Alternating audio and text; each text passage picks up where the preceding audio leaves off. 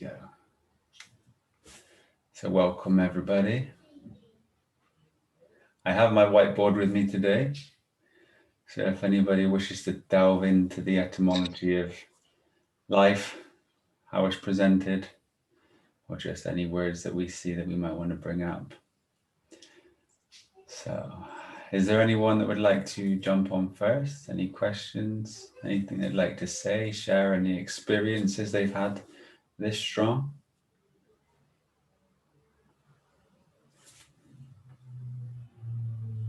I do have a good morning, everybody.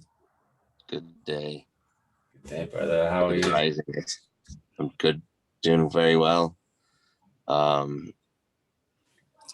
just was thinking about something the last couple of days with the etymology, and really just surrounding the English language, and is that the original language, and why are we using that one? And it seems to be pretty profound, but why the English language that this surrounds, and I believe it probably surrounds other languages too. Just kind of was thinking why the English language.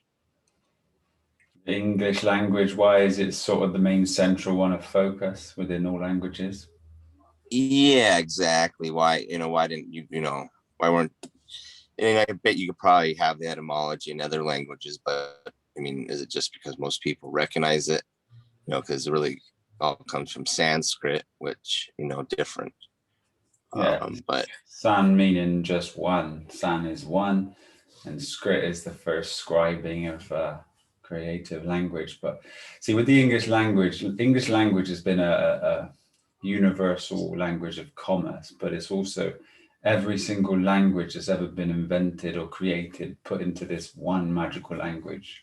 So when you see it, really, it's more of a language of the symbols and signs of significance put into this one language. And you'll see that all the westernized civilizations speak this language because the Western civilizations are actually beings that have been brought from a space of, let's say, an awareness that needs to be brought into this expansive, complicated language for us to be able to overcome.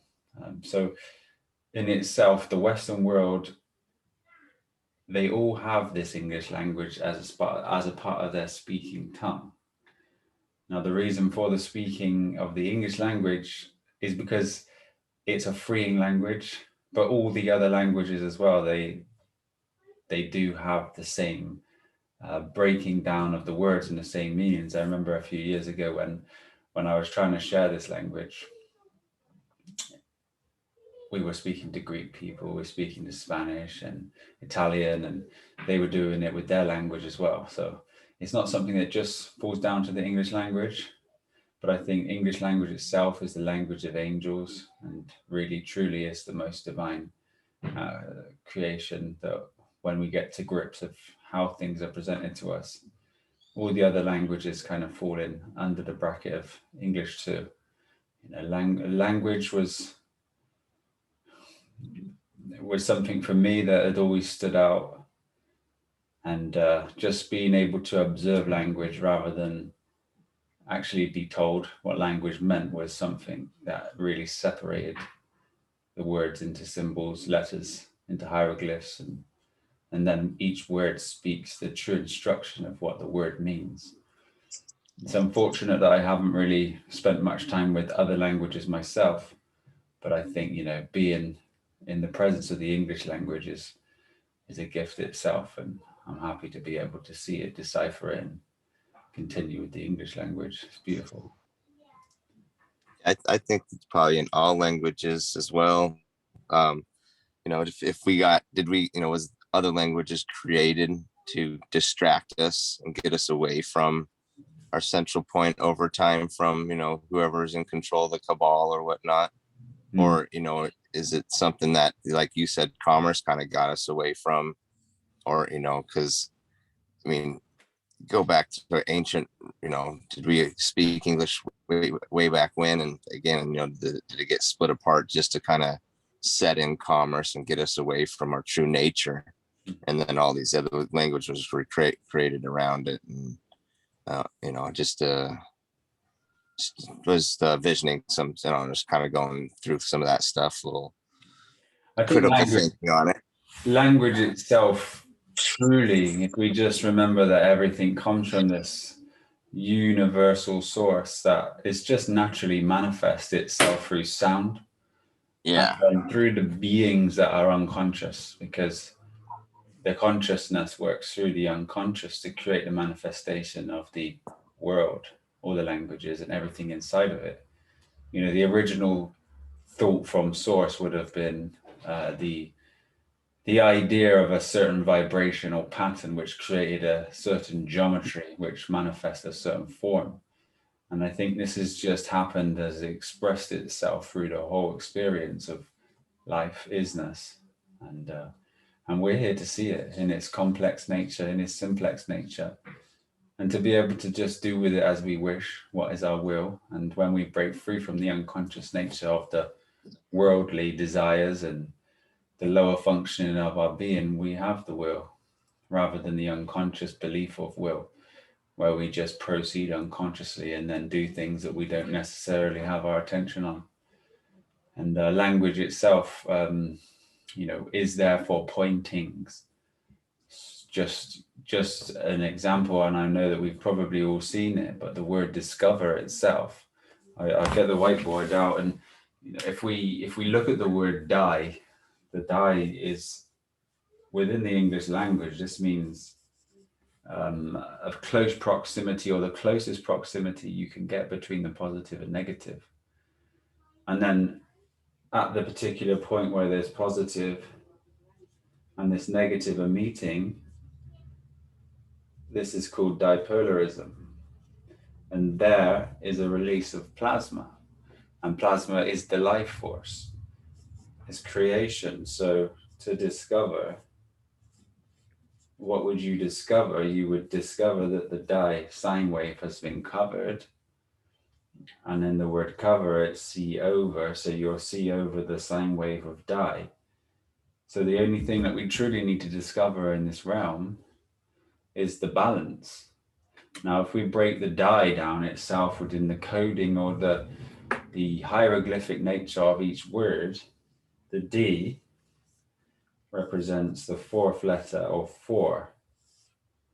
And I is the number 9, or the source of awareness, consciousness.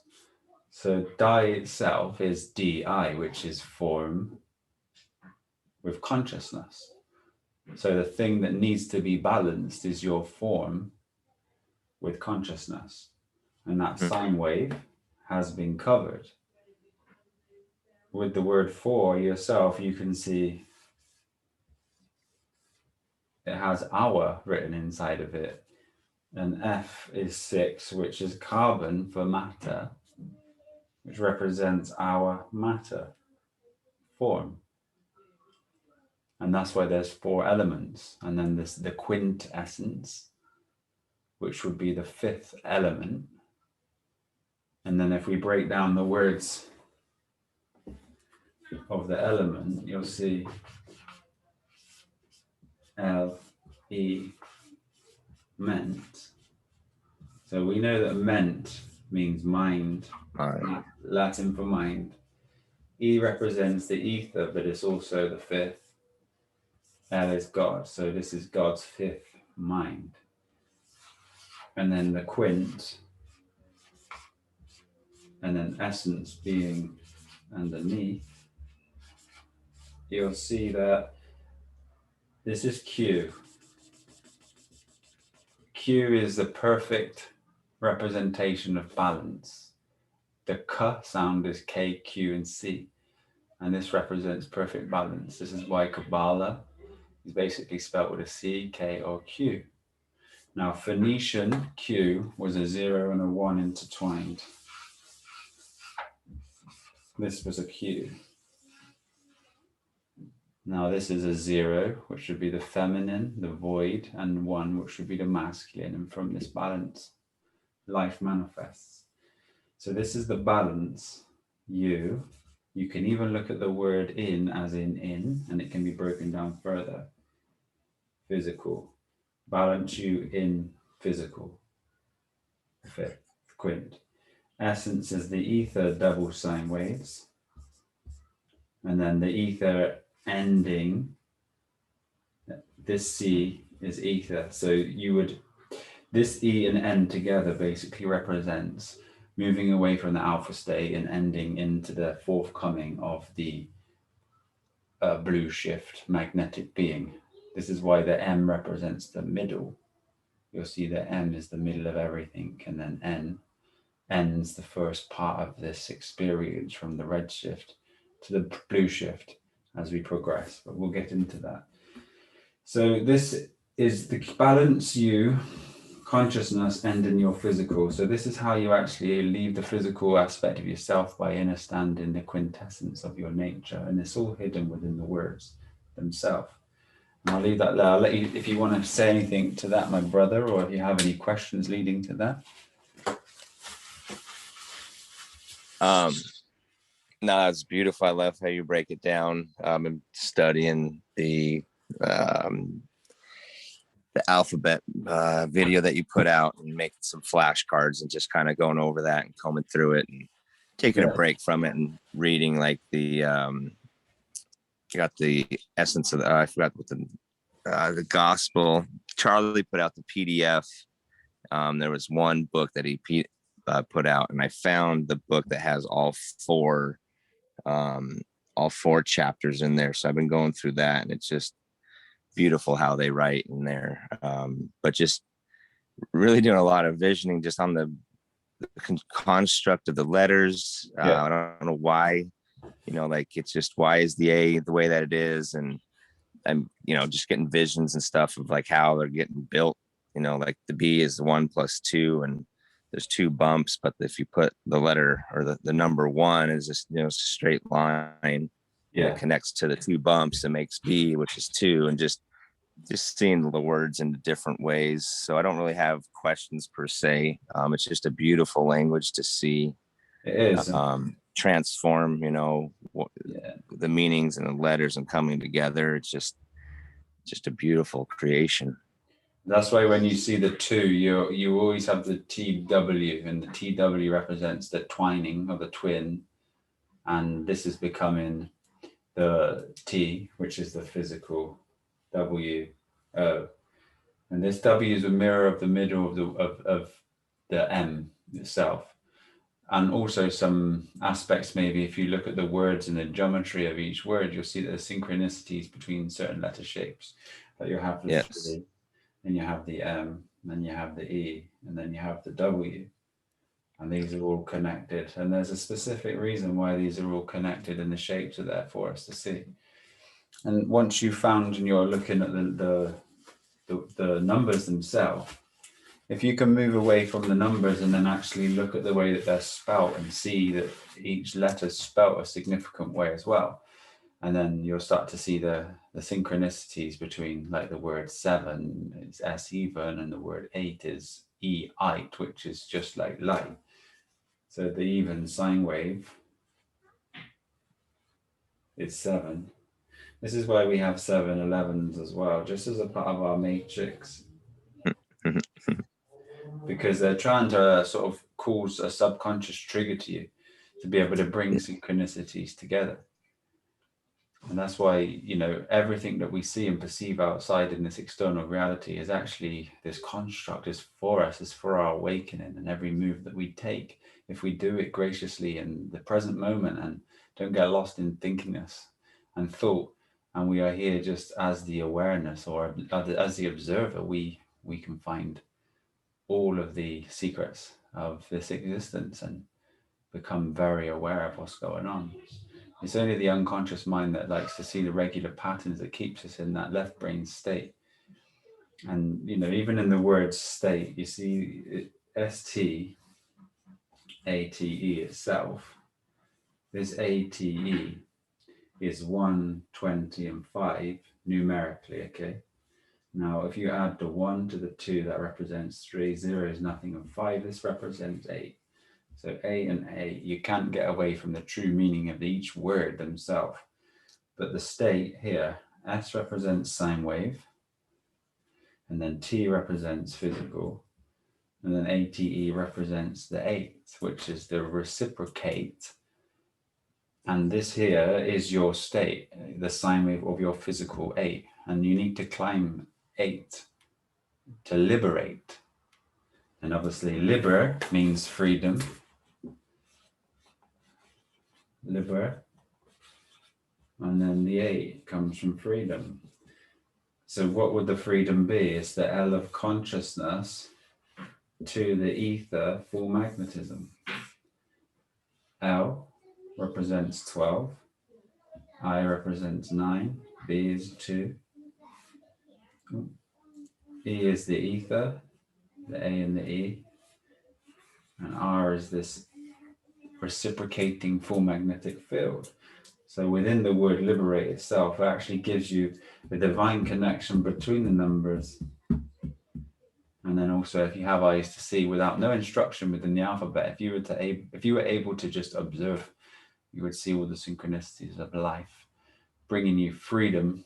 And itself, again, I just share. And if we look at the word free, and you can see how would you become free. This is matter that rightfully establishes Ether. with the ether. And it's so significant. Language itself, obviously, this type of language took me a while to just sort of look through in my mind's eye and just keep observing rather than, having something so blatant in front of your face that you couldn't deny it. Sometimes it's hard for people to see. But the first things that caught my attention, I mean, maybe as a 5-year-old, was island, and it's is land. But that's exactly what it is, and it tells you within the word. But then you can break down the land and you can see the DNA backwards of L, which is the God. So land is the DNA of L. And is itself. This is why we're here in isness, because everything just is. But what is the consciousness sine wave. So this is the eye of everything, the all-seeing eye, which is pure awareness.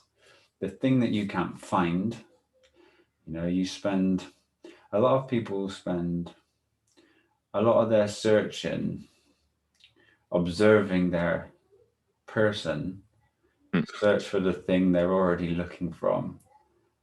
So when you truly see it, you see yourself as the idea, searching for where you're already looking from. And that's the trick. That's the Rubik's Cube. We're always looking for something that is unable to be found. The only thing that you are is this. You're the perceiver. And how much you can receive depends on the level of the vibration that you carry. But if you're looking for the most divine state, that divine state is at unattached awareness. Just aware, not looking, observing. And that's where the freedom is truly found. But life is magic. And even though that awareness is the highest state of what we can be, that language like this, the magic of the actions, in understanding the sacred numbers of 7 and how it intertwines with this wonderful world we're living in. There's limitless boundaries that can be broken, and perceptions and fields and energies that we have access to at any given time. But we need mastery, which is just a matter of practice.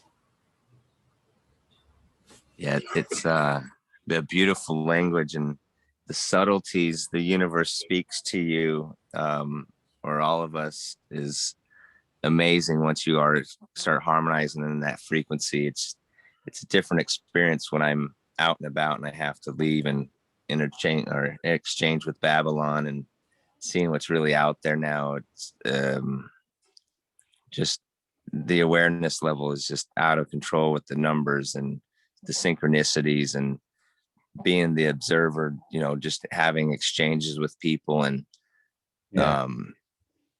it manifest, just the whole situation is totally different. And I giggle a lot, I laugh, because it I don't know, it's just like it's a totally different perspective where the things things are just talking, things are there all the time. It's the numbers, Yeah.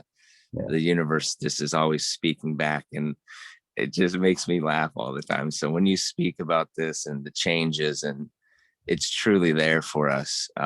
I've been really diving in deep with the work and just really, really diving in as much as I can, and Yeah.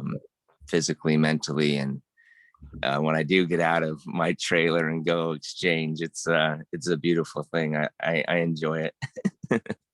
I think Watching. even when you get to the level you start to really truly see the unconscious and how they're behaving, and it's all in a similar fashion. And if you're truly the one step back from it all, you realize that everything is controlled by the paper trail, the penal system, and people are so under the spell of words that they can't even see. And there is a magic behind it. And if you know your words and you use them wisely with what one would call white magic to make good situations arise, because understanding language and understanding the unconscious beings, that really truly they're manipulable to every aspect of their being, and that's when black magic comes into play to create a out of balance exchange. And everything needs to be done as balance, so you can bring the god out in anyone by just knowing and being present and allowing the divinity to speak through you, rather than thinking how you're going to gain something. The expectation of an experience is what stops us with our divinity as well. So to really go into life with no expectations and to just be able to experience, observe, is the way to learn and grow, to interact. And that's true dialogue. Yeah, beautiful when it's the observer side of experiences. Still have some situations that are a little more difficult, especially with the X and stuff like that. It's still, I'm doing really, really well. I'm trying to give her that back, but as soon as I get into the thinking is when things don't go as good as I wish them to, and that's when I immediately recognize that, and then start surrendering thoughts in the moment, which isn't the greatest because it kind of puts me back. It delays me a little bit more, but just really practicing catching myself in every moment to be the observer, surrendering thoughts, and not having any expectations. And There it becomes a is, point, brother, where it's so hard for you. If you get to this point and you feel like everything is on top of you, as you find the freedom initially, and then all of a sudden life itself, everything comes on top.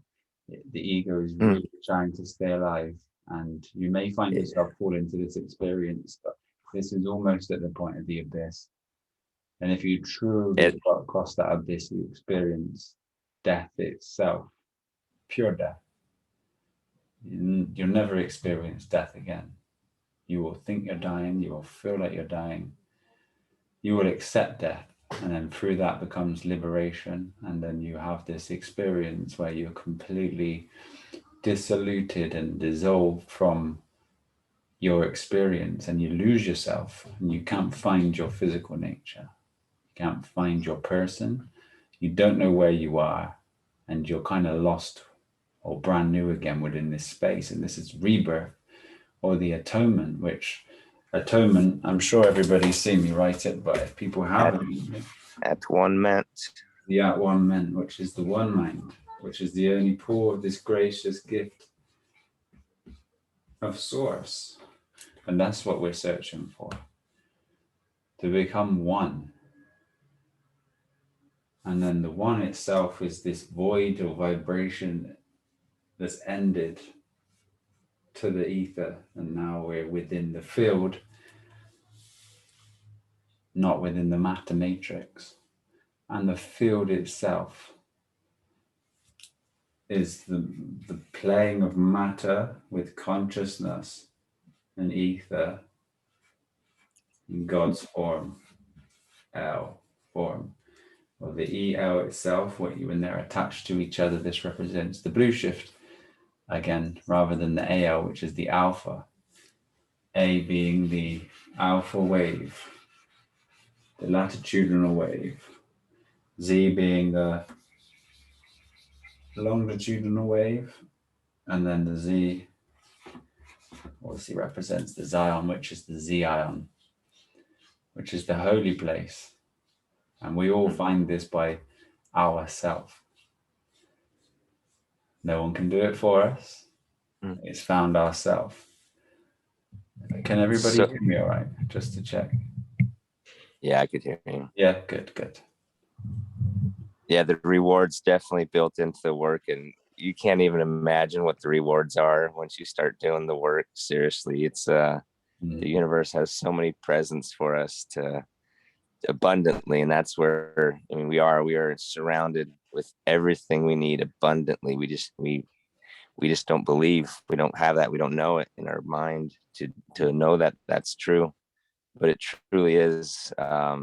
Sacrificing or giving everything back that I have, my job, family, everything has been blessed with me that I could do this journey by myself.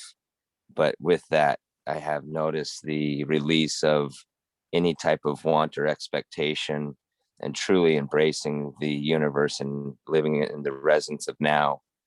I had a couple key things growing up that I always lived with inside of, and was always living my solution and not my problems. And that really helped me through my life. And now it's just changing into, just giving no thoughts, surrendering all thoughts was what that's turning into. But that allowed me throughout my life to kind of always be in that forward progress of existence and not get stuck in what I called the mud, where everybody got stuck into. That when I grew up, I watched everybody just getting stuck in the mud, which is just getting stuck in their own problems. So my saying was regret nothing and always live in solutions. And that's allowed me to get to where I'm at, and being presented with the house fire, the divorce with the family, walking away from my job, not having a paycheck for almost a month now, or not having a job. It's such a beautiful place. It is exactly where I need to be. If anybody's not ready to embrace it, it's time for all that, because once you embrace it, the universe pays you back. It's all right there for us abundantly. You have to let go. It's so beautiful, man. I know my environment is, it's a lot of raining, a lot. I don't see the sun a lot. And then when the sun comes out, the other day I laid out nude for a while, for a couple hours, just taking in the sun, totally nude, laying on the ground, earthing at the same time. And the harmonic just the energy that was going between me and Mother Nature, and or earthly mother and heavenly father, it was just such a reciprocating energy. I know I need to get out of where I'm at environmentally and get into the sun. And just it's so great, man. I love this. I love this journey so much. So incredible to hear, because all this is the self changing your own perception and more reception. You're able to receive more. You're able to actually see this stuff working, rather than the unconscious doing. You are being, and you're observing, which is the space that you need to be growing. Well, when once we get rid of all the matter, we have to exchange it with something, and we're giving ourselves light, so the light that we're giving is with the juice from Mother Nature is also coming in our consciousness. If we allow the subtleties that's always there abundantly, looking at us, staring at us, screaming at us every day, the sun, the air, earthly mother, I mean, it's there. But the heaviness of, I know it now, it's just what we eat, the heaviness of our thoughts and the food that we eat weigh us down, and we can't receive it. We're not at the receptive level to have that resonance into our body. But now, going through the extended water fast and the juice fasting, and I haven't really eat solid foods, since we started our juice fast. And the space that's opened up in my body, my mind, because of the heaviness that has gone with my thoughts and my food, have just totally enlightened me. Where it's just pouring in. It's like it's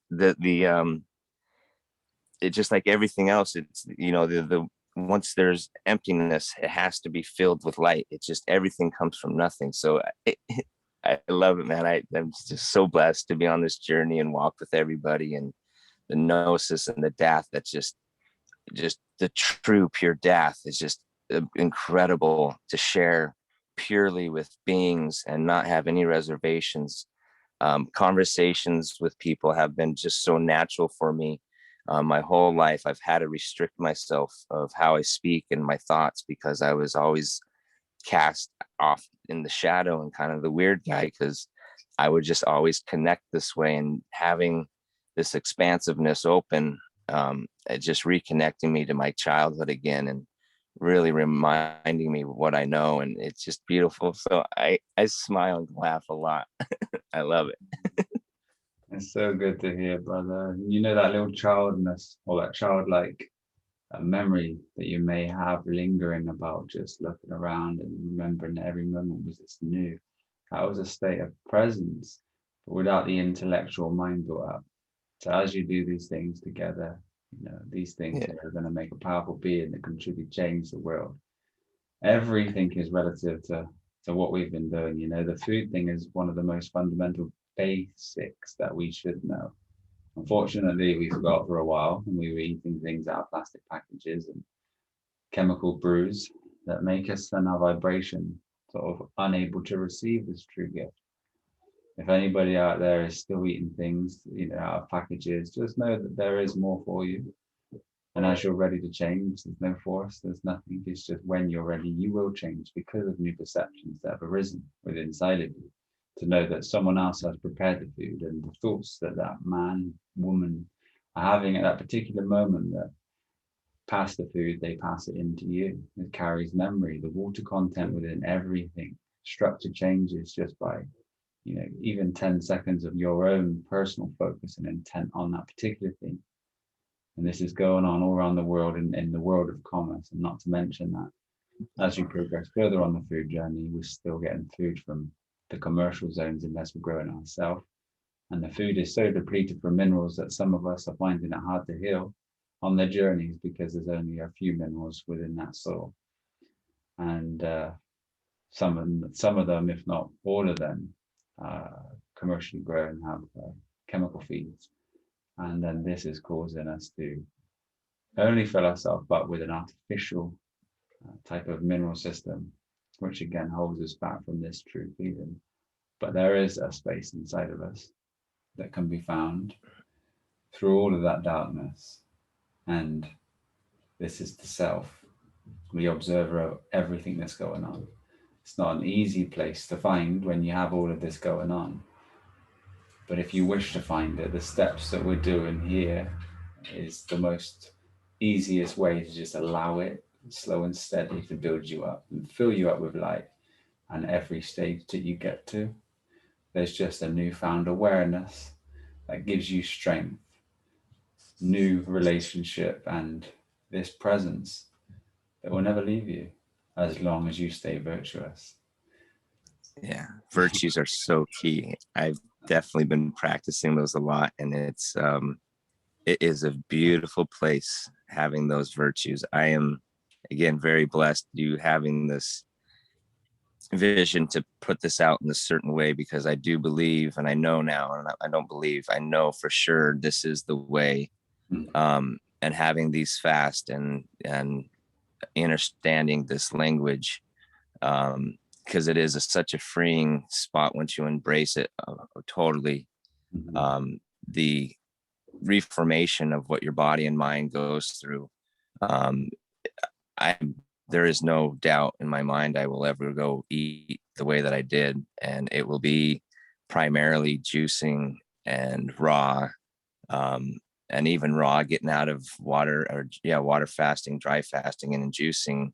Even raw, sometimes I don't really resonate with it as much. So I'm really going into mono meals and mono eating, coming out of this last juice fast or this last water fast. And even if I can't right now, if I can't juice it in my mouth, it's really hard for me to eat the whatever doesn't juice. So I'm just really just really going through food a lot differently. And orange juice seems to be the most resonant thing with my body, that I could just, I gotta practice my virtues with it. So I don't need a whole case of oranges at once, but it is very, the food, it's such an enlightening space, and allowing my body to transform and embracing the healing process that it's going through. With the yoga that you provided, it is my routine. I mean, awake, or I rise, I meditate, I do my yoga, I juice, and then it's kind of just copy and repeat, and that's my day. That's I'm blessed with the time to have my day open, so I could 100% focus on this, and it's I'm definitely pushing it fast, and it's getting all the rewards, and Yeah, thank you. It's blessed me so much. So can't you've wait done to the get into work. this new space. Sorry, what was that? I said that you've done the work, my brother. You found yourself to this space for this very reason, and you walking that walk is creating this. You're doing such an amazing job, and to hear you from when we first started speaking, you have grown so much, and it's very profound. Most people spend Getting that. through. Go on, carry on, brother. Sorry. No, yeah, I'm just finally getting through my throat chakra to actually feel comfortable to speak Yeah, at this point, because I'm still watching my words, and I know I'm still, I just want to shut up for 20 years and observe and put myself inside of a space where I could just really hone in on this, be because a I still true. know that I'm still doing black magic to myself. So I love not speaking and just observing and absorbing. But the environment, if I'm not in it, then I'm very limited to what can I absorb. So having the new family with the X family, the Freak family, Santos, and there's very key people for me that I really resonated with the truth, that really, it's just allowed me to kind of see this construct in a most beautiful way. That is, I'm a true observer. We're here truly to observe and have no opinion, have no thoughts, because it is truly 100% ego. Any thought, just like the yin and yang, I believe once we have a good thought, a bad thought is created, or bad energy. Not even thoughts anymore. It's more of on an energetic level where Right, there's always a yin to the yang. Exactly. It's always going to have that ripple effect in the water, no matter what that energy is dropping into the water, good or bad.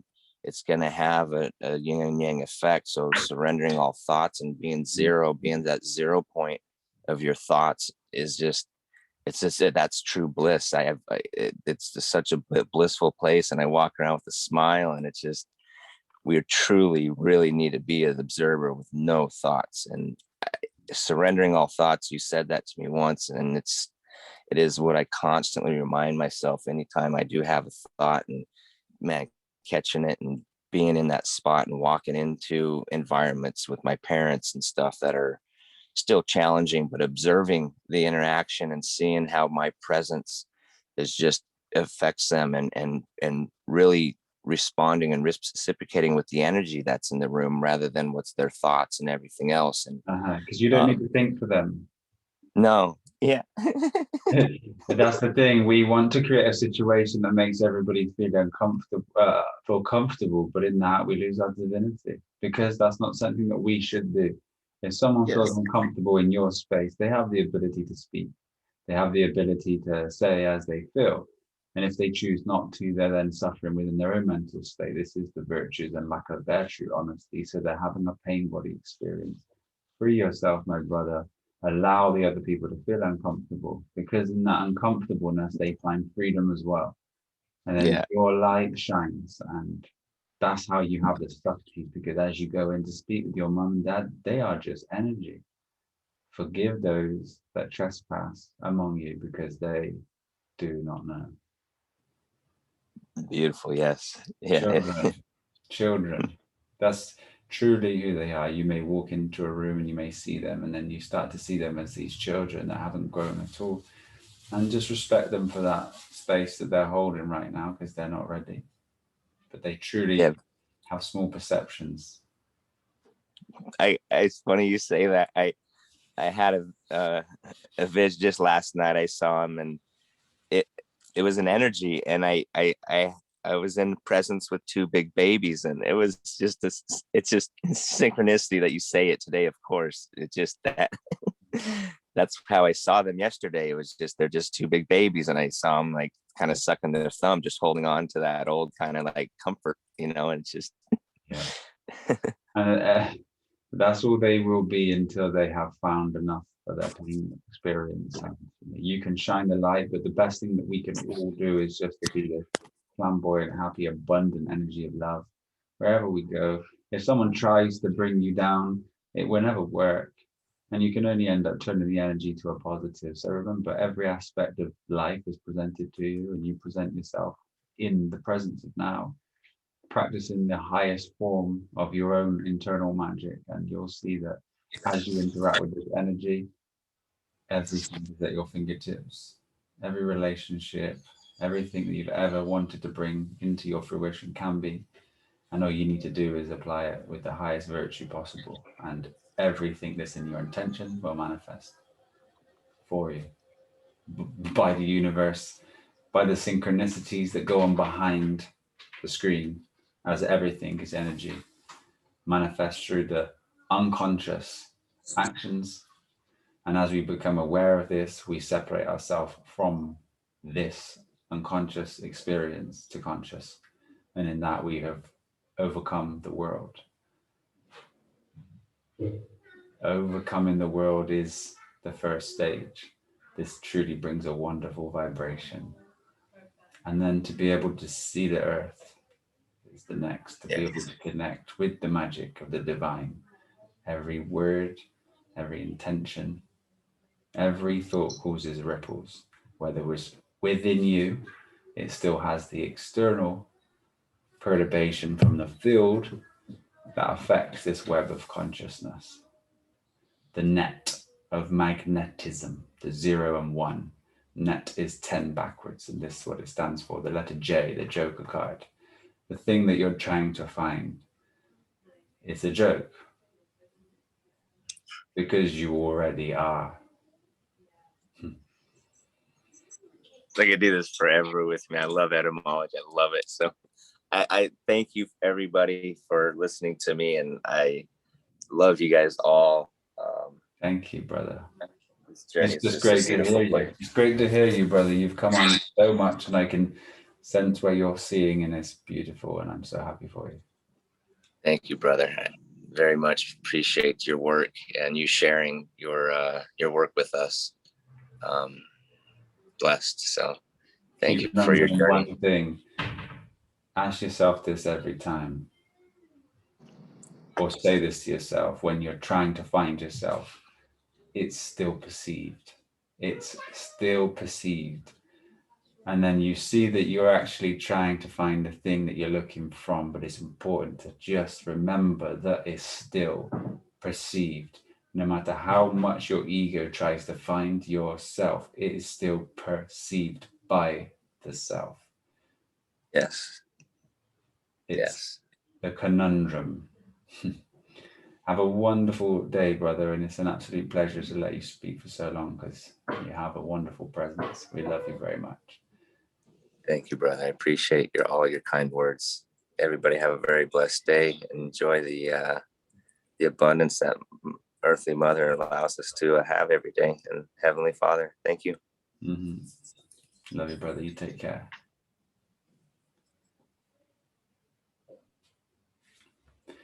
All right, I'll just go through some of these words that we had as we were speaking then. So we said the solutions themselves, and the solution is the soul of you, physical ions.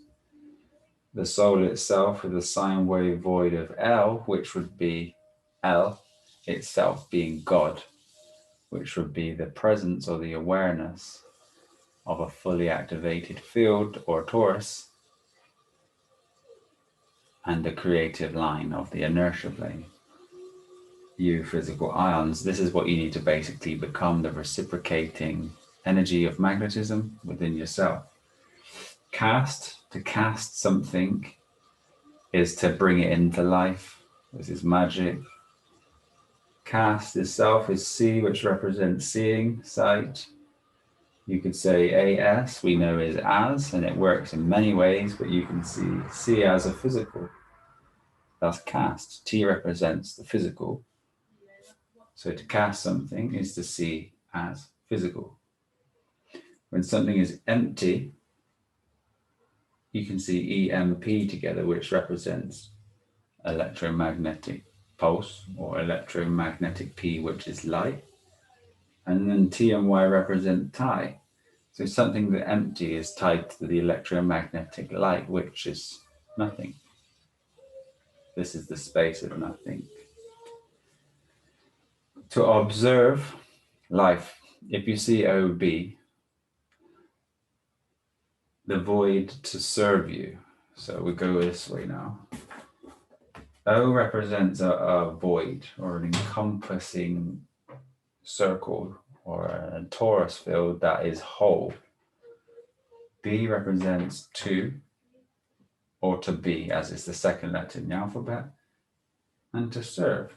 So when you observe, this is how you would serve yourself in any situation. By observing, this would bring the growth, the sight, the ability to allow divinity to flow through you, because in any moment you're always protected. You'll always have this. Magic itself is the Ma-G-I-C. This is seeing the mother and G, the creative force of the sun, together. And we said the word measurement, and you would measure something to have a sure mind. So it's me, a sure meant. Everything in our life is fortune. And that's why we need to look at it. It's within inside ourselves, and the fortune is fortuning, and we tune it ourselves by this wonderful physical creation that we have here. Even though when you find the ultimate truth that everything is just is, and this is a spontaneous expression. As awareness, as we're here and now, everything is fortuning by our inner workings. We need to perceive more to receive more. And how you perceive more is by being intricate with every aspect in the now and learning as we grow. I think there's a word here that's important. I've shared it quite a few times. But we always find that lots and lots of beings on the journey who are trying to find the truth find ourselves in a place of uncovering lies. And it's quite a time-consuming space, because there's so much hearsay and untruths within the world of the web, or the Ethernet, that we get lost.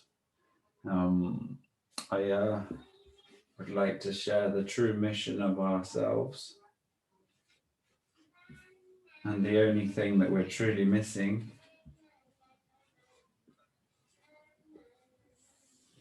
is these two S's. My double S ions and my double S in G, which is in the realm of the G, which is the 7, the S-even, the solar, the sun, the projector of the incandescent color light spectrum, the plasma generator that keeps us all here, the sun, the sine wave on, which has brought us into the space of sin, which is this sine wave in, and the extension of ourselves, which would be classed as the negative charge, or the negative polarity, that every alpha, male, female, or male needs to be connected to, which is the expression of source separate from us, the earth. And this is why the earth is called earth, because we need to earth our electrical beings. And what we would do at the point of earth,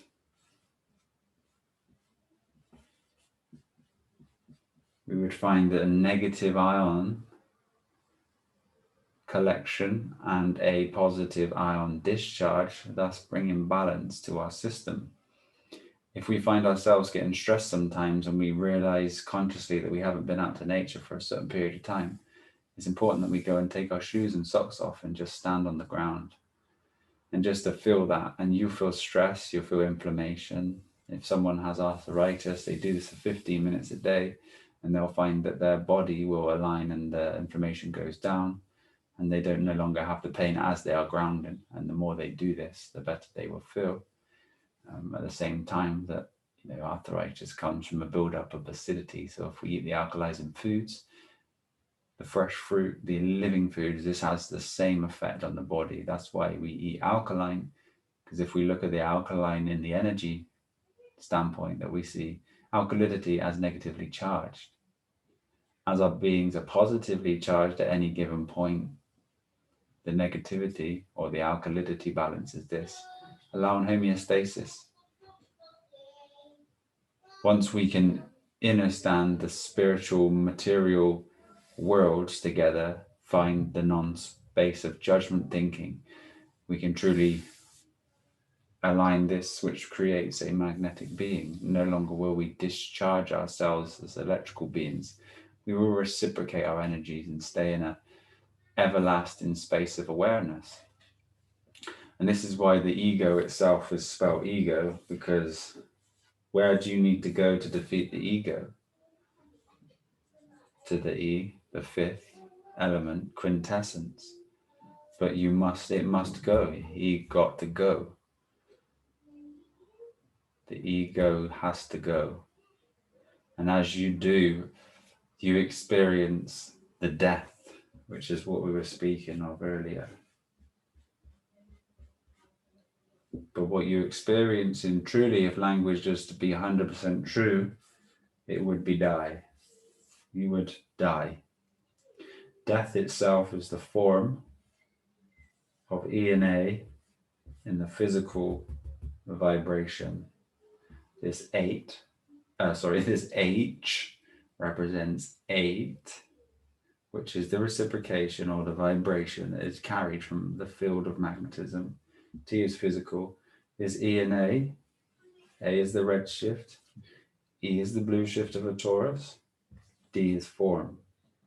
So within death, you'll find the form of the fully reciprocating vibration in the physical.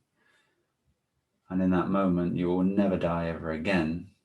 If you choose to do this while you are here, you will still exist within your physical, but you will never ever die. You will purely be in the awareness of self that is everlasting.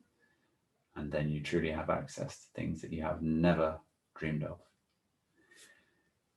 Earth itself, you'll see that these E and A are entwined together. I have a video on the E and A on YouTube if you haven't seen it. It's going to bring the E and A to light. The R is the 18th letter. 18 itself, symbolically, is the activated Taurus. 18 is the 2 9s. And the 2 9s represent the 2 L's becoming level, balanced into the 18 reciprocation. This is why it's significant within the matrix as 18, the age. Because when you're 18, you get to drink, you get to watch the 18 rated R videos and things like this. But it all brings synchronicities to your pretend life within the world that's constantly always been trying to free you. But it's just we've been on the left brain doing rather than observing the synchronicities that life has always been presenting us with. It's a subtle change in perception. And then that perception there grows into this wonderful web. And you're connected to the divinity and you see everything you cannot be lied for. That is the greatest gift or the treasure that we seek. Now that T is the physical. The R is the full magnetic. The E and the A are once again together. Sure, what are you sure of? Or should you be sure of? The sine wave that you are ether, or that you rightfully establish, which will be, again, reciprocation of the magnetic energy that we find within the mother and the freedom.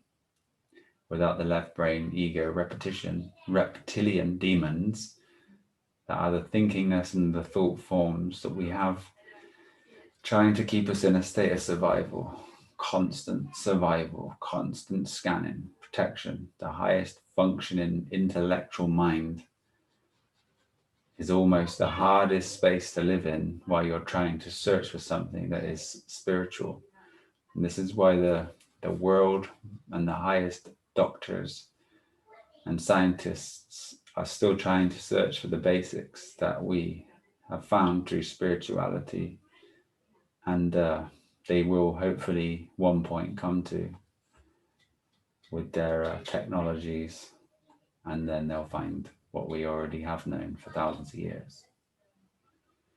That the key is the flower of life, which, as Aaron was showing us, I think it was last strong, the ferrocell to bring the electromagnetic spectrum to light is the tree, it's the flower of life. And ancients have always shared this secret. I'm going to ask Lisa now, sister, would you like to come on and ask the question? I see your hands raised. Sure. Hello. Greetings, Josh. Thank you, Aaron. Good day, sister. I do have some words that I'd like the etymology on, but just to play off of what you and Aaron had spoke of, just jotting some words down myself. I have English, magic, gun, choice. Did you say gun? Correct. Cool. Okay, no problem. Okay, because what I'm trying to do now is to be the observer. So now I'm stepping out from the observer and asking questions. Good. So, I'm seeing that in this realm, it really does come down to choice. So how they talk about, it's not the pit bull, it's the owner of the pit bull. It's not the gun, it's the owner of the gun. A gun can, like, so there's positive and negative, for lack of a more accurate word at this point in my life. It's the choice. So this idea that you were speaking about English and how you were thinking how it's a beautiful language. You said it far more eloquently, but it's a wonderful language, and you're happy that you got your first language to be English, or this is how I interpret it. Your first language was English and not Portuguese and not Spanish. So, and I'm realizing now that English really is a magical language.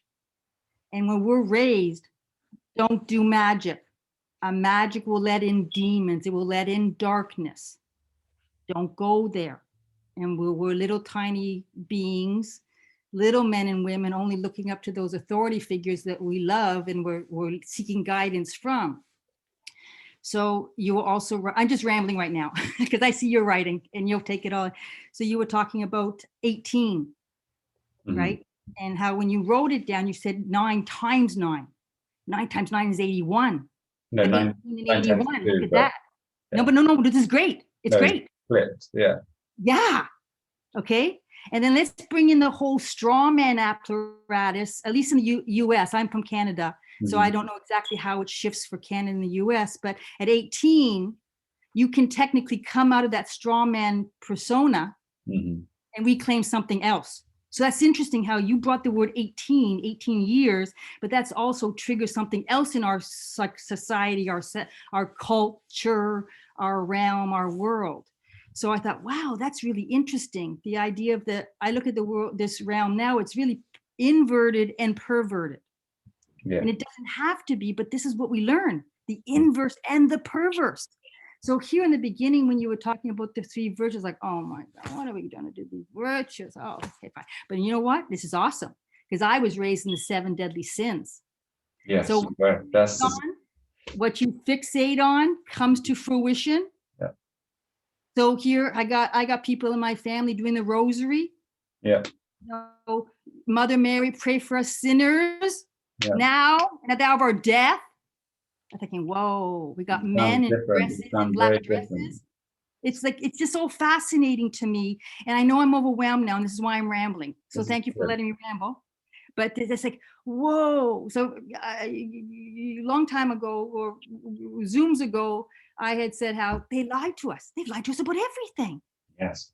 But now I'm getting into the giggles of like Aaron. It's like, oh, well, yeah, man. They're fucking lying to us about everything. And we by choice, we can choose to. We can choose to flip it, because now we're flipping or inversing what we've been. I'm 58 years old now.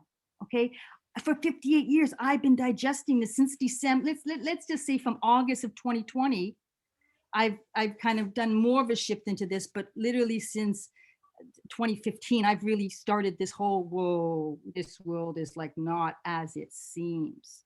So thank you, Aaron, for, telling about what you've experienced and how the giggles come up with you now. And the giggles come up to me 50 times, but often I find this very depressing. And in the Matrix, who is it? Tells Neo that, sometimes we don't release the older people from the Matrix because it's just too much for them. Yes. Yeah. Well, I'm recipient of that. Yes. Yeah. So I really started and I don't want to say, okay, I'm rambling. So this idea of language, I'm trying to remove myself from anything negative or dark with our language. So wake up. Mm-hmm. What do we do at awake? That's for the death. That's for the dead. Of course. Blessed, be less. So like, I know everyone just saying it in positive ways, but I'm saying, yo, man, I ain't going to do these black magic to myself because of the way I was trained. Yeah. So, okay, I'm just going through my page. Thank you. Okay, blah, blah, blah, blah, blah. Okay, so I'm trying to be of this world, but not in it. Yes. And it's challenging because I'm one of the later people who started this whole process of unwinding that bowl of wool that's been thrown in the corner and just unwinding it all. It's very difficult. But 90% of the time I spend by myself, but I'm very lucky. I could say fortunate. No, I could say blessed. I could say grateful. What do you do when you grate vegetables, you grate things? You're destroying them. Mm-hmm. It's like, oh, so what are these words I'm using that are actually counterproductive to myself, let alone when I step out into that world, as Aaron said, and want to just interact, whether it's mommy and daddy or, the shopkeeper or the police officer. It doesn't matter. Because once I come out from myself, I enter the us realm with all these other people. Okay, I'm going to be quiet now. I may come in later, but there you go, Josh. No, I truly get it. And, the true luck is L-U-C-K. This K is the balance. Now, where you're going with that, I think it's important to say that before you perceive these things, we would say things naturally like, oh, I want a good job.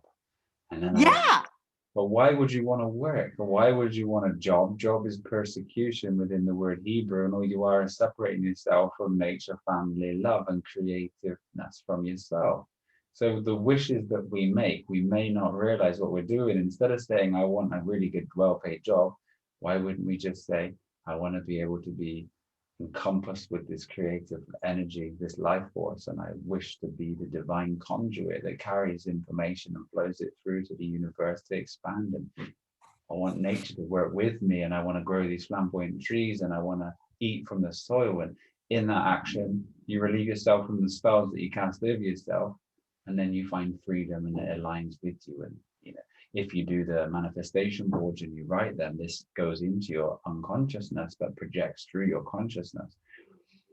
And they truly do work. You do a board, maybe within 6-7 strongs, you'll actually see that everything you've written on that board has come to light. But have you done a board? Have you ever given time to sit down to think, what do I truly want to bring into my fruition? Mm-hmm. Write the spells down, because spells themselves are spell. Now, if you look at the word spell, it says S. Shall we write this one down? Please do. It's S, which is the sine wave. P-E-L-L. Now, if you look at the word just propel, because these words are so multi-dimensional, I'm just trying to give new dimensions each word. But pel, what would pel be? Phonetically, we propel. And to propel is movement forward. So pro is for, and pel is movement. So a propeller is pro for pelling. So the sine wave of pel should always be for movement forward. Broken down in the word of pel, you see P-L, then E-L. Sorry, P-E-L-L. Sine wave of light of God's L, the circle, or you could have the double L, which would mean, I'd probably draw with this, okay? So within the word level, we have the two L's. and they must become even. These are the two L's. This is the etherical reciprocation of light in the sine wave, but within the word, the measure that's carried to us naturally is a spell is something that should move you forward. It Can I be, stop you for a moment? go ahead. Regarding level, could you raise your sign, please? Your board? Thank you. So level, the two L's, and you got Eve there. So tell me, I'm throwing this out to you just as food for thought. Do we need to come back to Eve? Do we need to come back to the feminine principle? Because our realm here is very Yes. masculine. I don't know. I'm just putting it out This there. is all that it is. This is why it's so important to have nature, because nature nurtures you, but nature is magnetically negatively charged. This is why we're taught positive is good and negative is bad, because negative is good and positive is bad. Positive is not necessarily bad. It's just the dual aspect of the negative that we need. So it's kind of spun itself out and separated itself. But to get ourselves back to our original state of balance within this physical experience, we must constantly charge ourselves negatively. This is where it comes down to living magnetic food, because that's what it does. This is why we drink from a copper vessel, because that's what it does. This is why we put our intention and our love into something, because that's what it does. This is the intention.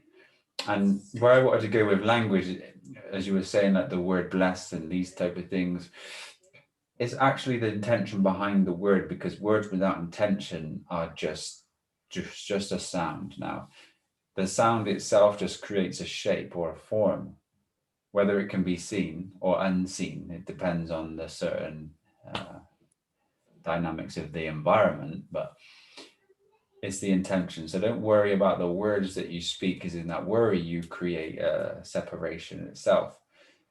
You can interact with the words like blessed. If you see the word blessed, it does say be blessed, but then there's more breakdowns within it. BLESSED, which is the ether form double sine waves. And it's telling you to be the L of the ether as well. So there's dual aspects to every word. There's dual aspects to everything, but just know it's our intention. And truly it's down to the electromagnetic response that we have inside of us. You know, response, if you look at the word response, it tells you it's the rightfully establishing sine wave of light on the sine wave of ether.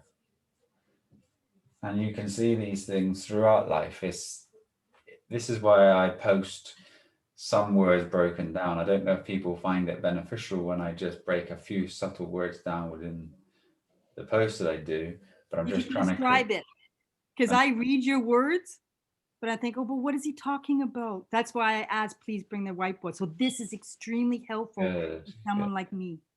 Because it's important, once you see these things, what you don't want to do is as you put new information in, this is why it's so important that when you get to a certain stage, you just stop putting information in, because the information has to sink in, it has to be broken down, it has to be understood. If it's not, it fills you up to such a point that you can't think anymore, and the process is not working.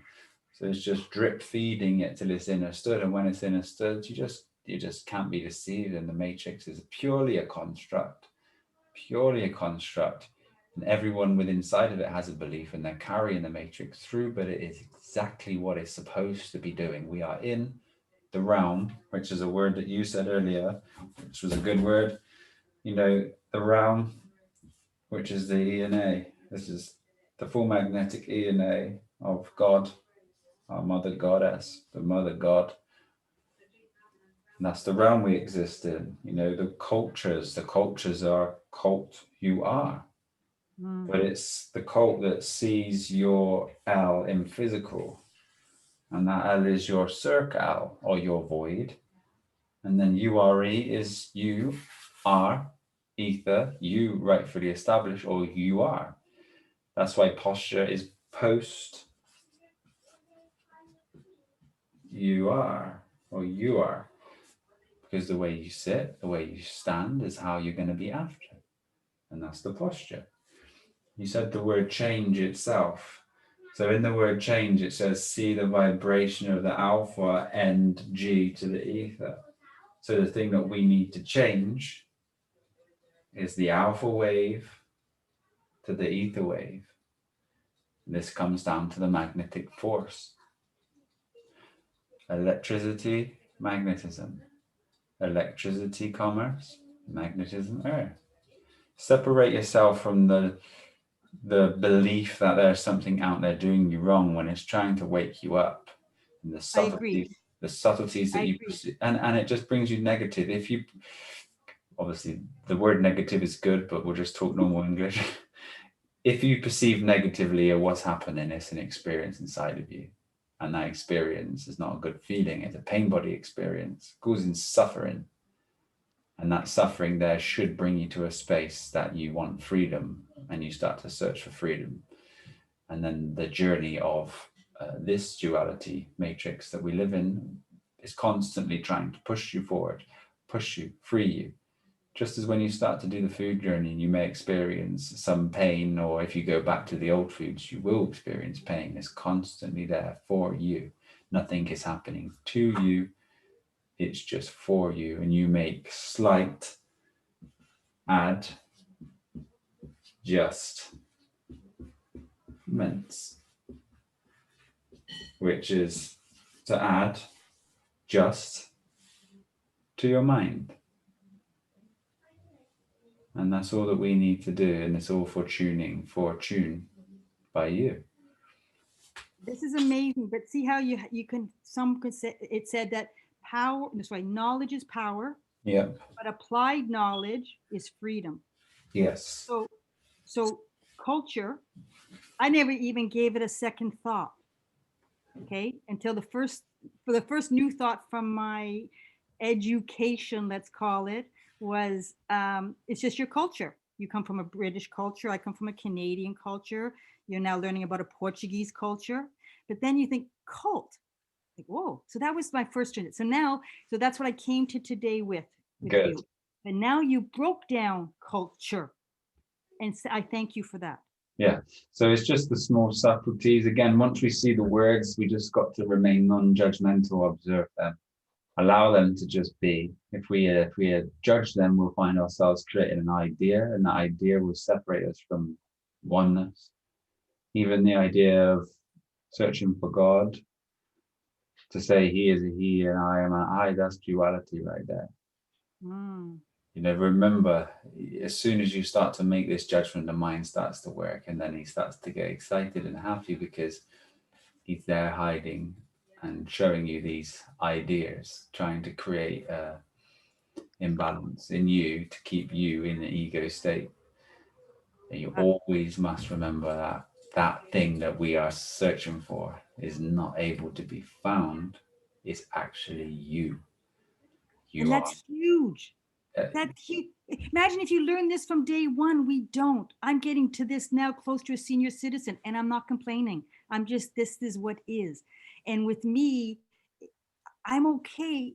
It is challenging being the one unleashed from the matrix so much later in life. It is a challenge, but it's not something I would say, I don't want this. I don't want the steak again. Or what is Pfizer? Not Pfizer. The other guy who says, I just want the steak. Oh yeah, I know. Cipher. So thank you. So Aaron, I love what you said. Thanking Father in heaven and Mother on earth. I think, whoa, thank you. Yeah, our earthly mother and our heavenly Father. It is a construct of thought, and to not have thought is the blissful state that Josh speaks about. And I understand the journey of the knowledge of not wanting to read a book anymore and just wanting to shut it all off and be the observer, because you do get caught in that duality, and it is man that only falls. And the duality of this world is allowing us to fall, even in good thoughts, because we are still falling in good thoughts, because thought is all of our ego, regardless of what side, good or bad, yin and yang, that we have. So it is a nice blissful state to be in the 100% observer 100% of the time and not have any thought, and surrendering them. That is the place of bliss. Fair enough. And I'm smiling right now, and I'm okay to say you're a few steps ahead of me, Aaron, and that's awesome, because now you lead me.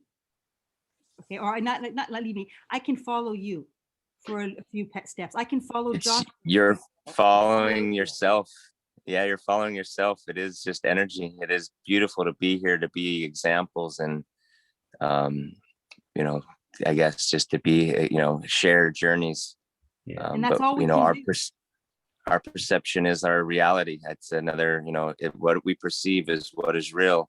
And I realized that when I was a kid, and everybody had different perceptions on what reality was, and really understanding that even perceiving is falling, is duality, and not being perceive of anything, and be the observer and the creator, in a creative state, and the observant state is blissful. I used to create my day every day when I was young, got away from that when I got a job, creating my day every morning, of rising and manifesting my day, and then allowing my energy to walk through that and experience that creation is the days of bliss. And that's, I can't wait. It's so amazing when we all get together, because that creation of a day is going to be so powerful that we're just abundantly going to be blown away. That's great. But Aaron, I have a question for you. So you said you were able to do these things as a child, a young man, a very, very young man. I was born a woman, and I'm saying I have not had those thoughts, impressions, images. And if I did, because I would suspect I did, because I was far freer as a child than I am now, although I have that ability to be free. I've lived in that matrix. I wasn't really successful at it, but I so wanted to be. And I'm saying that I meet this 2020 was amazing for me. 2021 is a different type of amazing for me.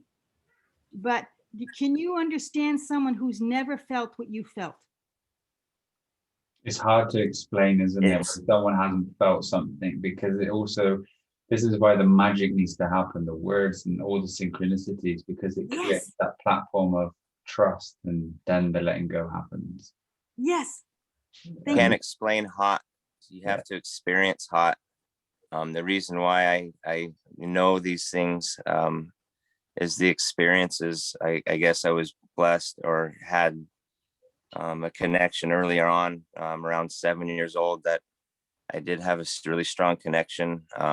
In a sense, I've died, or a couple close near-death experiences growing up, that also kind of got me into these downloads, or however you want to, Akashic records, source kind of knowledge, where the comfort level of who I was and what I was doing was so comfortable that I didn't really have thought of why or what, just kind of knowing, but never really had a way to express those inner knowings, because I was always cast off as a crazy person, weird guy, the guy that always kind of didn't really fit in with the normal crowd. But I knew that I could never turn away from and jump into the matrix that was presented, because the voices, or the knowledge, or the whatever you want to call it, that was there was too loud. It was always so loud I couldn't ignore it. But there was not a really good guider to really guide me in things. So I bounced around and made a lot of mistakes, but it was all because of the dualistic journey we decided to come down in. I 100% believe we are here as a choice, and we chose to come down and descend into the duality of this world, and experience, and come back to earth, and get back to singularity with the earthly mother and the heavenly father, and have that connection. Because I cast the baby out with the bathwater, and always had a spiritual connection, but never had any script that I went off of. It was always internal. And now when I read the Bible, or these the Seeing Gospel of Peace, it's like pulling words out of my mind that was there when I was a kid.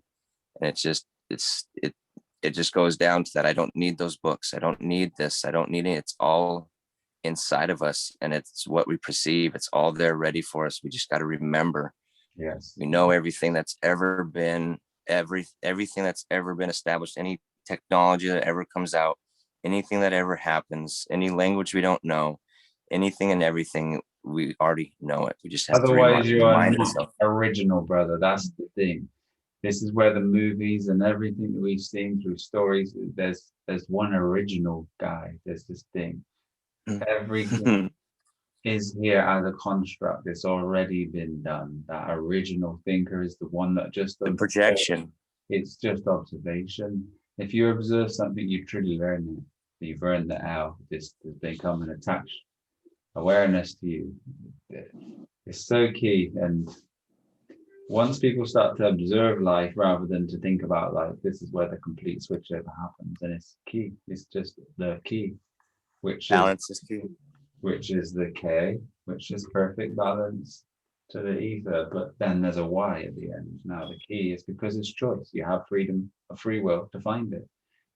The balance of the ether by choice, and that's the key. You have to make these righteous, right choices. But look at the first step you got to make. Or maybe there's one before that. So please correct me if I'm a little skewed. You have to accept, or you have to sign on to, we've chosen to come into this duality. I don't know anybody in my life right now who would agree that we come here to earth, we are born onto earth, this realm, this duality. It is a duality, and we've done it by choice. Everything is free will. There's Say a again, great, sorry? everything is free will. There's a great Yes. power, and the power is love. And then you have this wonderful will that's connected to this universal power of love. You are love seeking yourself. But in the expansion of consciousness, it was able to create a experience for lots of other experiencers. So as you find your source power, it doesn't mean that you will merge into something you can never experience again by letting go. It just means that you've overcome this experience, this realm, and you know the duality aspect of life, and then you have the power, or that grain of sand, to then go and create your own experiences with the knowledge that you've acquired here in this earthly realm. But there is a source. Thank you. The source itself is written in the word source, and we'll do that in a second. But you know, with the language itself, you know, what is the step? And it says your sine wave, physical to the ether light, the step. And I know you asked me to break down, what was it, big word, gun. Well, N represents end, U represents you, and G represents a projection, or the 7 colors of light. Now, if the gun itself was labeled as something, it would be ending the 7, or the projection. So these guns end lives as such, which is what they do. As we were speaking, the word mother, full, guide, and percent, and weird come up then. If you look at the word weird, the true meaning of the weird would be we are conscious full magnetic forms, not accepted by the common denominator, but that's what we would be. Now, the word percent, we know percent is out of 100. Now, cent is 100. Per is each, 1 per child is to give 1 to each child. And cent represents the 100%, is each 100. Another word comes to mind, which would probably give some synchronicities for people. I don't know why it just come, but it was the word promenade. But these types of things haven't been brought really to light yet, but can you see the word promenade? Yes. And you see pro is for men. Say again. Pro. Yes. For. 4. Professional. Okay. Professional is, we'll go into that. Pro is for you and con is against you, okay? Oh, This is just the initial breakdown of it. Men and aid. So a promenade was for men's aid, for aiding men. just as the initial breakdown. Then it can be broken down into more, but these are the way that the words have been constructed and put together. Like the word mother itself. The word mother is the other, the middle other, the thing that creates homeostasis for us. But in the word other, there's only one other, and it's the O, the R. This O is the void or the torus that encompasses life, or an individual item, yeah? And the R is the full magnetism. This is the 18 again. So you can see that the other thing that we need would be the void of that creates the R, and this R is the reciprocator. If you put brother in front of it, you can see it's BR other. Language itself is a wonderful thing. And what are we? If we were to see what are we, the R itself is answering it. It's the A and the E with this full reciprocation. It's a torus field energy. We had Sister Shanti ask on the comments there about the word God itself. Yeah, the word God.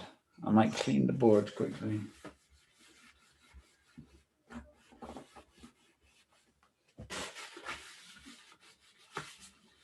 So we have G, which would be the 7th letter in the alphabet, which is 7, which is an even sine wave, which is the balanced radiant Ra spectrum.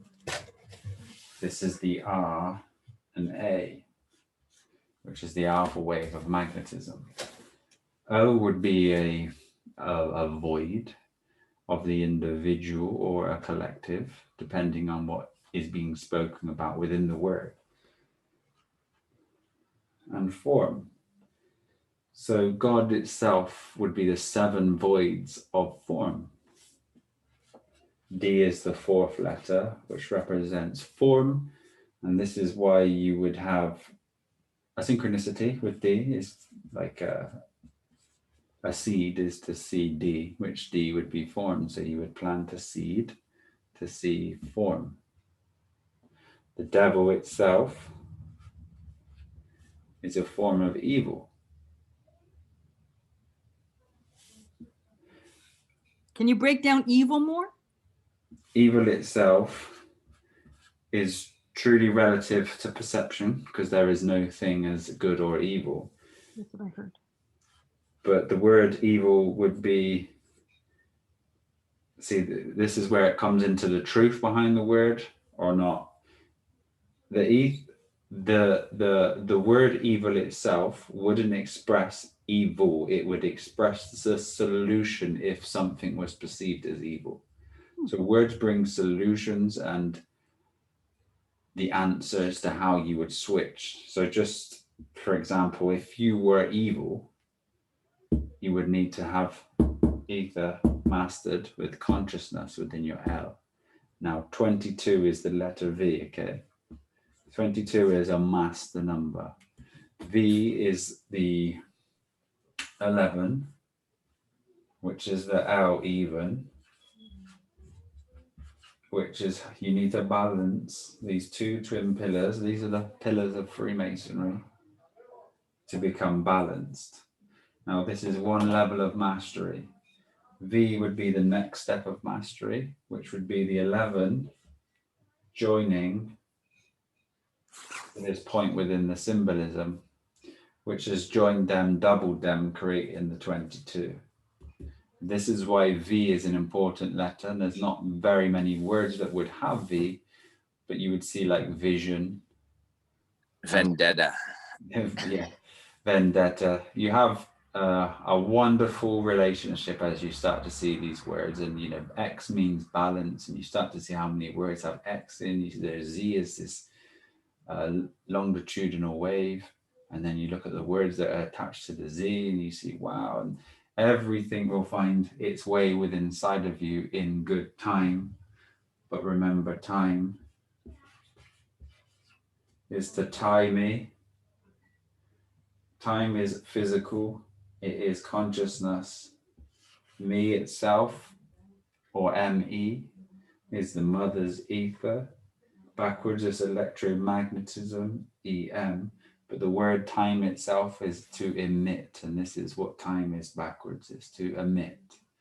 And this is why in the Lego movie, and it's been many years since I've watched it, but it's so important if people are still at that stage to help them see that it's been there for them the whole time, that the main character is called Emmett, which is time backwards to emit. And this is all that's happening. Everybody's stuck within the playing world, and they're building things and they're breaking down, and the devil is Lord Business, and business is busyness, and it's just keeping people busy.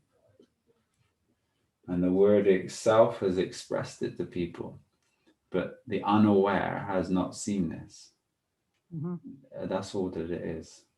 Once we are aware, you see this completely manufactured. Even the word manufactured, you'll see that it says man,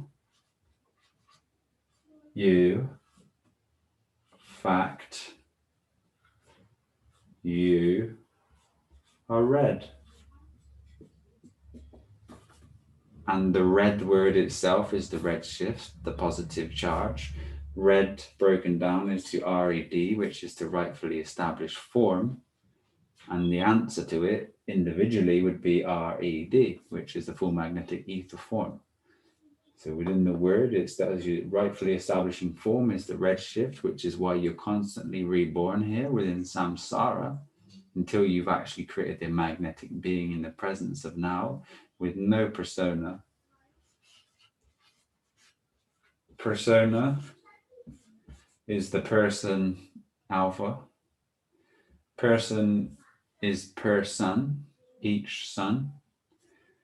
And the sun itself is the sine wave on, or the sine wave void you need to end to your experience to become free and liberated. I wanted to go over quickly before we move on. It was, go on, sister, say, Karen. Brother Josh, can I ask you at this point, who or what is God for you? I know him very well. He is invisible, but comes visible with a medium. You also know him. Now, you can have a medium to observe this wonderful creative nature here, but it would be a torus field. So it depends on perception. And remember, meanings are just meanings, and we must know what the other word or the other intention of the interaction that we're having here is understood. Meaning means average. But God itself is the force that allows creation here, which would only come down to magnetism. Now, awareness itself is what I would say people would be looking for as God. So the awareness is how I would say God truly is, but a creator, again, the words will never lie to us. And it's CREA, a full magnetic, E and A, redshift, blue shift, torus. And this torus is the physical void of full magnetism. And that's what allows the inertial plane around the center of this torus field that allows us to have this space. Now, physically, of course, it is flat, and we've been indoctrinated for many years, so it's hard to sometimes get out of that belief system. The line that we exist on is called a planet by the Oxford Dictionary. Broken down, you'll see P, which is light, T, which is physical, and lane. So it's a light lane in the physical. So the planet is a layer of light.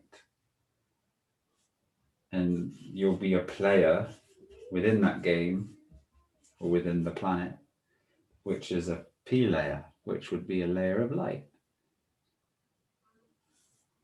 And this is, yes, sister. Are you saying, okay, just so I understand you, are you saying God is a torus field?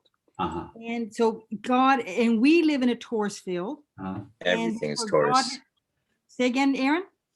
Everything's Taurus. Everything's a Taurus field. Everything is atom. Everything is energy, frequency, vibration. But yeah, Taurus field is the creation of everything. Cells, Earth, everything. Everything. Macrocosm to microcosm. It's just the most beautiful construct of what we have. If you shut your eyes and you envision the energy behind the physicality, you'll see that everything is manifest through the vibration of itself, and as a collective torus field or energy is pulled this together via the sound. And this is the word of God. And it's beautiful what you said, because Taurus is everything, but God is everything. Exactly. This is the Torah. This is everything to do with Taurus. And this is why Taurus is the bull. And we have the Bible because the bull is spelled B-U-L-L, which you need to become double L to become level. The bull is B-A-L-L. But this is why the modern day commercial world has tricked people via the intellectual mind, because we do live on a bull. But we don't live on a sphere. We live on a torus, which is T-A-U-R-U-S as well, which is the bull, but the field of the torus is circular in its nature. So there's trickery, but it's also the truth. And as you progress in your awareness and you start to peel back the layers of your own judgment, you'll see that everything you've ever been told by the mainstream media was the truth. It was your perception that has warped the truth. And you go through your stages of evolution. You go through the hatred, the pain, why is this happening? I start to love, I would die for these people. And truly, it's your own journey. Truly, it's your own perception. How far are you willing to go? Do you want to pull everybody with you? Are you going to wait until other people awake? Or are you going to take yourself and empower yourself? See, the word empower is EM, electromagnetism. Power is P, which is light. And I just want to go to the synchronicities of the simple language. See, if you have power, what would you owe it to? You would owe your power to light.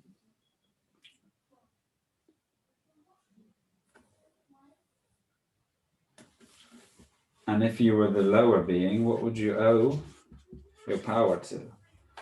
The L. So you would need to find the L. Everything that you have on a lower sense, you owe everything to L. And you must understand that. L, E-L, is the original word for God. Phonetics is L. Question. Go for it. In the Bible, isn't L a God? So in Genesis, it was never about one God. It was about many gods. L was a plural. Do I have that incorrectly? Now that attached with, I was raised with an understanding that Christianity is a monolithic, it's a religion of a monolithic God. So is Judaism. But we don't learn about Zoroastrianism. Mm-hmm. And there was your first monolithic God. So everything is really confusing to me. I'm staying open. I have no idea where this journey is going to take me, but I'm on the train. That's so amazing to hear. And that's all you have to get. You have to just sit there and observe life. And at this moment, you're here for this reason. And that's all that it is. That's all that it ever will be. If you identify with it, with your person, this creates stress. This creates tension, intention. If you put your intention somewhere with the tension, you'll find that we need to go to here a second. Okay. So there's everybody know of the Sephiroth? The tree of life? Yes. Yes, but explain. So I'm going to explain it briefly, but I'm going to create synchronization for you. Is the Sephiroth, or the tree of life itself, there's 10 main sections. to the tree of life. There's 22 pathways as well, but there's 10 main ones. If we look at there's 22 main tarot cards as well, and these all tie in with this. But the words maintenance, I can't fit the rest on, but we'll just pretend. Maintenance is the main 10 ounces. Now, when you see or hear the phonetic of ounce, it's the true science of how we should say ounce. And then when you understand the prefer ounce, it's all to do with this ounce is like a vibration or a sound or a set thing. Okay, so there's main 10 ounces that we need to focus on. There's main 10 vibrations, and that's what we are. These main 10 are tied into the tree of life, the Sephiroth. This is a connectivity to find ourselves through God. This is the true Kabbalah. This is the true Kabbalah. And we're here envisioned in a higher form, bringing this awareness in as such, but it's manifest through the unconscious. We put blame everywhere else, and we forget to look inside. The Kabbalah is not a bad thing. And sometimes I've done shows with people who speak of it, and I like to move away from those types of things, because truly there's nothing bad, and it's our perception. The Kabbalah has expressed itself as the Kabbalah, which would be K, and we'll go through the K. K itself, on its side, is the master number, the V, the feminine, balancing on the masculine. This is K, this is balance, this is K, that's balance. It's 11th letter in the alphabet, which represents L, even, to balance out the L's, and that's how we become even by balancing the two L's of 11, which is the Freemason symbolism that we've all been stuck at some point if we've seeked for a while, which is truly trying to free the mother's son. Now, the Kabbalah is spelled with the Q or the C, and if you look at the true word, the Kabbalah, it's Abela, the K, Abela, which is enabling, able, which is a ball, or the right side of your brain, which is the right side, which is the connectivity to God, allowing mediation in meditation to free your energy centers up. Now, energy center itself, within the word center, you will see enter. That's French. And you see enter, and this is the center. And you go within yourselves to find this space. It's very important that we don't get blocked. And in the word block, you'll see be a lock. And how would you free yourself from that lock? Your L, void, seeing balance. Question. Go for it. Freemasonry. Uh-huh. So you're talking about the 11, Uh-huh. 2, 33, master, what are they, master number? There's 3 different ones, but so now these numbers came up before Freemasonry. Yes. So, and this realm we live in is rather negative or is accentuated. And we hear about Freemasonry, Cabal as negative, as not good. Yes, Okay. programs That are to our detriment. that we fall trapped to when we have a very powerful intellectual mind that's searching for something that's already inside of us. And Right. we try to find something, we try to, create this conspiracy. And as we grow through the conspiracy phases, we say, I'm not a conspiracy theorist. This is the truth. The truth is everything is energy. And you've been tricked by the manifestation in a physical experience that you've believed to be true when you are here as energy in form. Don't get lost. Don't get lost by the ways of the world. But this is awesome, Josh, but this is not what we learned. Children are still not learning this. One of my nieces is a teacher. Uh-huh. I help her mark the students' work. This is why we're here and now. This is the new teacher, and this is the avatar. This is how the one will show the many of the master synchronization of all the elements, but in due time. Agreed. Okay, This fair is enough. what we're trying to achieve, me and Michelle, within our little bracket of this.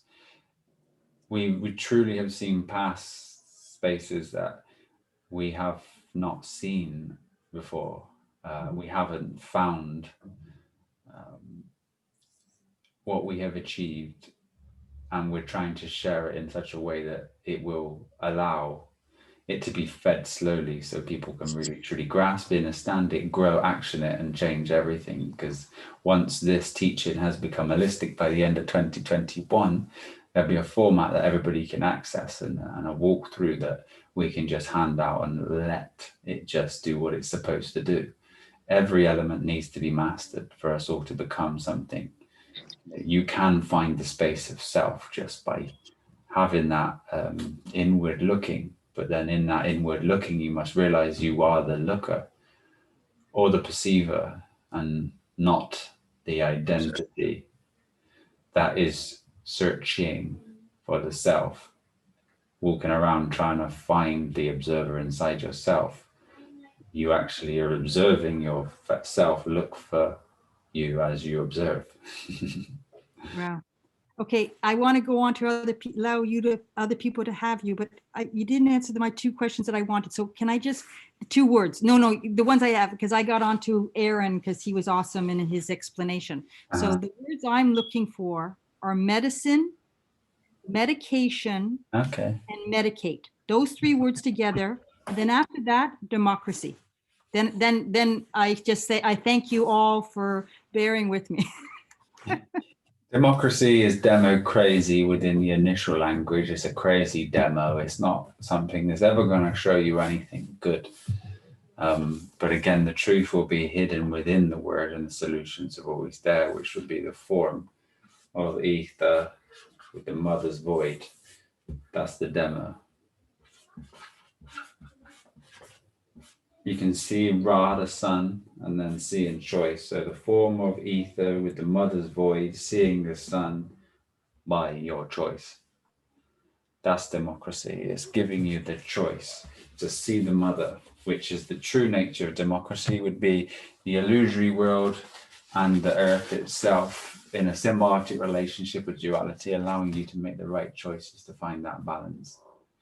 The other word you said was medicine.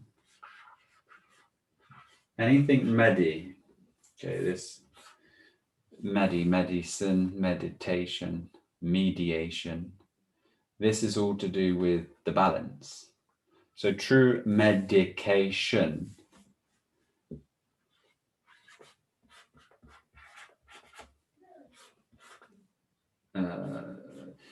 me, balance, seeing, alpha form, and ions. So you're balancing your alpha form at the ion level. Now the ion level is what is the magnetic field, positive, negative, and neutral charges. This is the reciprocation. This is the atom.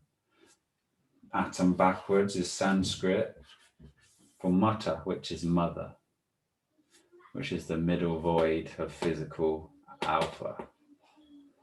And she there brings us balance. You also said another medi word. What was that? Yeah. Sorry? Medicate, because if we medicate or self-medicate. It's just the same, but you just change the ion for E, and 8 being your field, the reciprocate or the magnetism. So me balance to C8, which would be the reciprocation. So you'd find balance to allow the magnetic energy to be released, which is then is found, you would find spontaneous healing, because there's only ailments and disease through lack of balance. That's why balance is spelled B-A-L-ance, because it's all about balance, and ambulance is ambalance, because they're trying to balance you with the red shift and the blue shift of the lights. But you'll see that with the medical world, they have the snake or the caduceus going to one side, which is the left side. So it's our left brain service. And it's not the truth about true medication. True balance is found through what you put into your body. And you can't expect a petrol car to run on diesel and then to pour loads of chemicals inside to make it work. It's just not going to happen. Wow. We must take true care to understand and be conscious of what we do with our mouth and what we put into it. And if we don't know what we're putting into our mouth, then we truly are unconscious, and we need to bring some light to that. So there's always balance is key. In the direction of consciousness and balance and putting into ourselves, food question.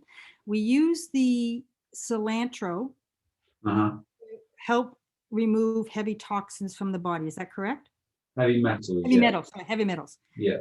Is there any other herb that can be added to any of these juicings that would also be beneficial to our? I think another great herb would be oregano. I think oregano's got great benefits. Okay. If you have a recipe with oregano in it? Tomato soup. How about a juice? So a savory juice would have the oregano? Yeah, I mean, if you like the savory juices, just maybe juice a couple of carrots, a couple of tomatoes, some oregano, and you'll find it's just like a little soup, just running. I don't like oregano, but I'm willing to, I like cilantro. But I am willing to add oregano to a juice if that would be of benefit to me. Yeah. And then the follow-up question was, what would it be? So you're saying, carrots, some tomatoes, and some oregano, maybe. Yeah, you could chuck some celery in there as well to give it that salty nature, which makes it taste even more savory. But what we're in acceptance right now of the way that things are within the world, but the true aspect of the matrix itself, which is the main or the mother tricks, the tricks of the mother, is the fact that the soul's been degraded for so long. If you really truly observe, you'll see how upside down everything is. You have the city council every fall that the leaves drop. They sweep up the leaves in bags and throw them in the bin. Now that's topsoil, that's nutrients, that's beneficial. It stops water erosion, soil erosion, the need for watering, because there's a natural precipitation under the layers where it feeds cycling through the underground water that is of the earth. Now we have things from, I don't know if you're aware, but there was a goddess Happy from Egypt, and she was worshipped every year. The Nile would be flooded with salt water. And when I was feeding my plants with salt, I then come to this information, and it just synchronized it for me that, the salt, Himalayan sea salt is 83 minerals. The soil around the sea has always been the best place to grow because of the minerals within the soil, because of how life has been within the matrix.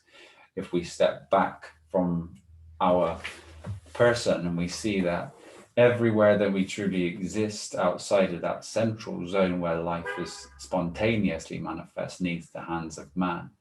This is why commercial world was set up, and this land is not indigenous where most people are living. It's truly a creation of corporate means, and then you need the hands of the masters to keep you fed here, because seasonal growing is not necessarily what you can do to eat. Mm-hmm. We progress on this journey and we do what's right, and everything that's happening now is moving us to the space of creating the perfect soul for the perfect food. And when you have certain levels of food awareness and you eat a certain way, there's inactive DNA coding within the system that becomes active through amino acid coding. Amino acid coding is the light coding. And this is why the foods that we have are living, and they contain living amino acids. And this is what is amino acid. You have no acid. The body does, when it has acid, it forms the mucus membranes break, it increases the environment for the positive charge, which allows single cell pathogens to survive within your system. As a negatively charged being, you cannot have a pathogen survive within inside of you.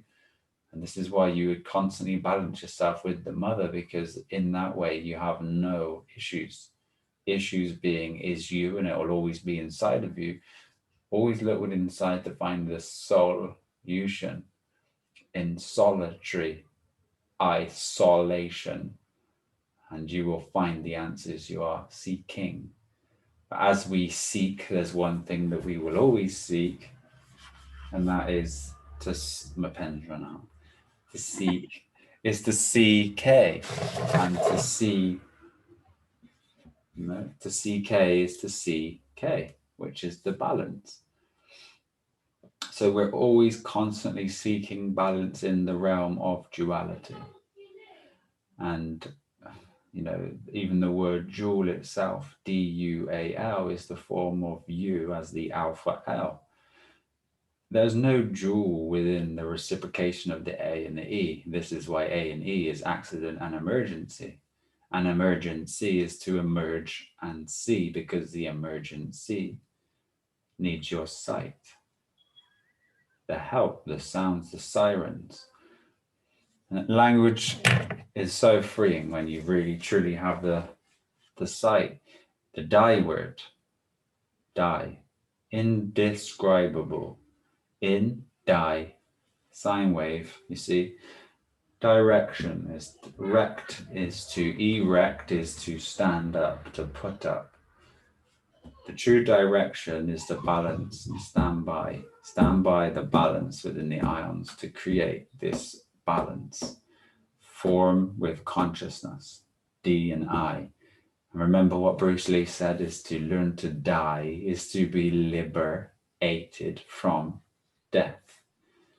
Now remember that anything that's ever been expressed is an expression of the divinity. And the divinity is the die vine. This is the vine to the die that carries you to balance. The mother is the other. This is the place that we need to be.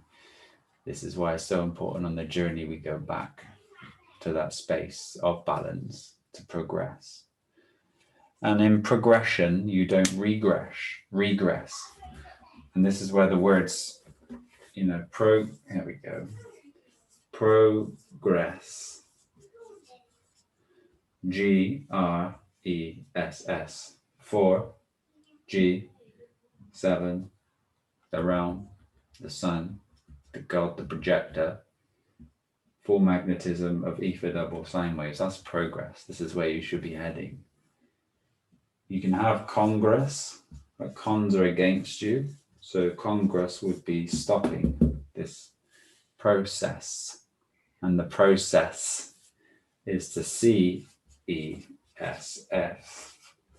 which is foreseeing the ether double sine waves. Puts a whole new spin on U.S. Congress. I'm Canadian. Yeah. And you'll see that you can't get away from these words with this, this system of language. The English language, right? So Shanti says it's the same with other languages. And my understanding is that it's not, that English is a magical language, and that even taking Latin is a pure because it cannot be corrupted. Again, you set me straight. Can't be corrupted the way English can be, because Latin can be read both forwards and backwards the same way. Do I have it right? Well, English language itself, the English language is forwards and backwards intertwined. It's lexigrams, it's anagrams, it's everything. So as I said, you know, the words, you would have a kid, someone's expressed their kid. If you reverse the word kid, it's dick, yeah.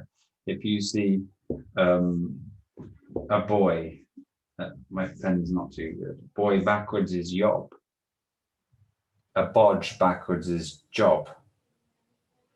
So our language itself is just every language been brought forward into this more intellectual language. Latin itself was a previous language for the previous consciousness. Now, English language is a master root race of all languages. So, for example, you have the word, the rainbow. You have Ra in a bow. Now, Ra is the sun in the bow. That is Egyptian. You're expressing like Sanskrit words as well, but all Sanskrit words have been brought forward into this language. So all languages have been brought forward. If we even talk about, you know, Spanish itself, they have the same phonetic sounds. It's just certain words have been done, so they would have a phonetic way to understand, you know, extension and these types of things within French. French itself, the word diabetes is a French word, but it stands with the language broken down. It means through idiocy. And you'll see that all languages have been brought into the English language, but Latin as well has been brought forward into time of French. You know, if you're looking in type of like the Urdu or other languages that have been presented, it would be a breakdown for me on the individual letter itself that would present the truth. So all languages could be broken down to present the truth via the symbol of each letter, but only the programming of that language within that civilization has a meaning, such as the rainbow example. You know, that would be Ra in a bow, or Chakra is the house of the sun. So my understanding is that the Bible, and we go into a court of law and we put our hand on the Bible, and that, okay, I'm losing my train of thought here. Our laws, or, you know, UK, Australia, New Zealand, Canada, maybe even America, is Latin, and it comes from, all our laws come from the Bible. So even if you're an atheist, it doesn't matter. Your laws are still from the Bible. Do I have it right? Well, it's kind of. I mean, the laws itself have been ever present before the Bible. The Bible is just a modern day translation. There's always been slaves, and slaves have always been the ones of the unconscious, and they're happy to do the work because they're there, don't need to think, and they don't need to create a life for themselves.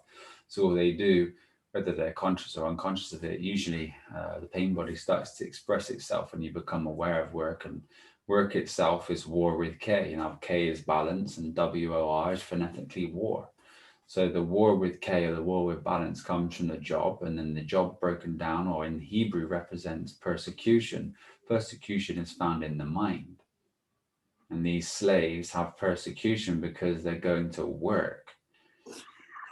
Every part of history itself is his story, and it's only a play in the conscious minds to create the duality and the thinkingness to be able to find sight. And that's all that ever has been. If you really truly observe the matrix in a way that you are not allowing anything to be programmed into you, you'll see that there is a central intelligence agency as such. That's what you would call it. And that intelligence agency puts intelligence out there for the unaware to attach to. And they create scenarios and they put it out on a TV. And the TV is the television, which tells lies to your vision. And then in that, you make a belief system and you believe the world out there is what's happening. But everything is consensual. All of these thought forms that are out there don't truly happen. They happen as a film, as a script. And when you see this, you know, you're free from that.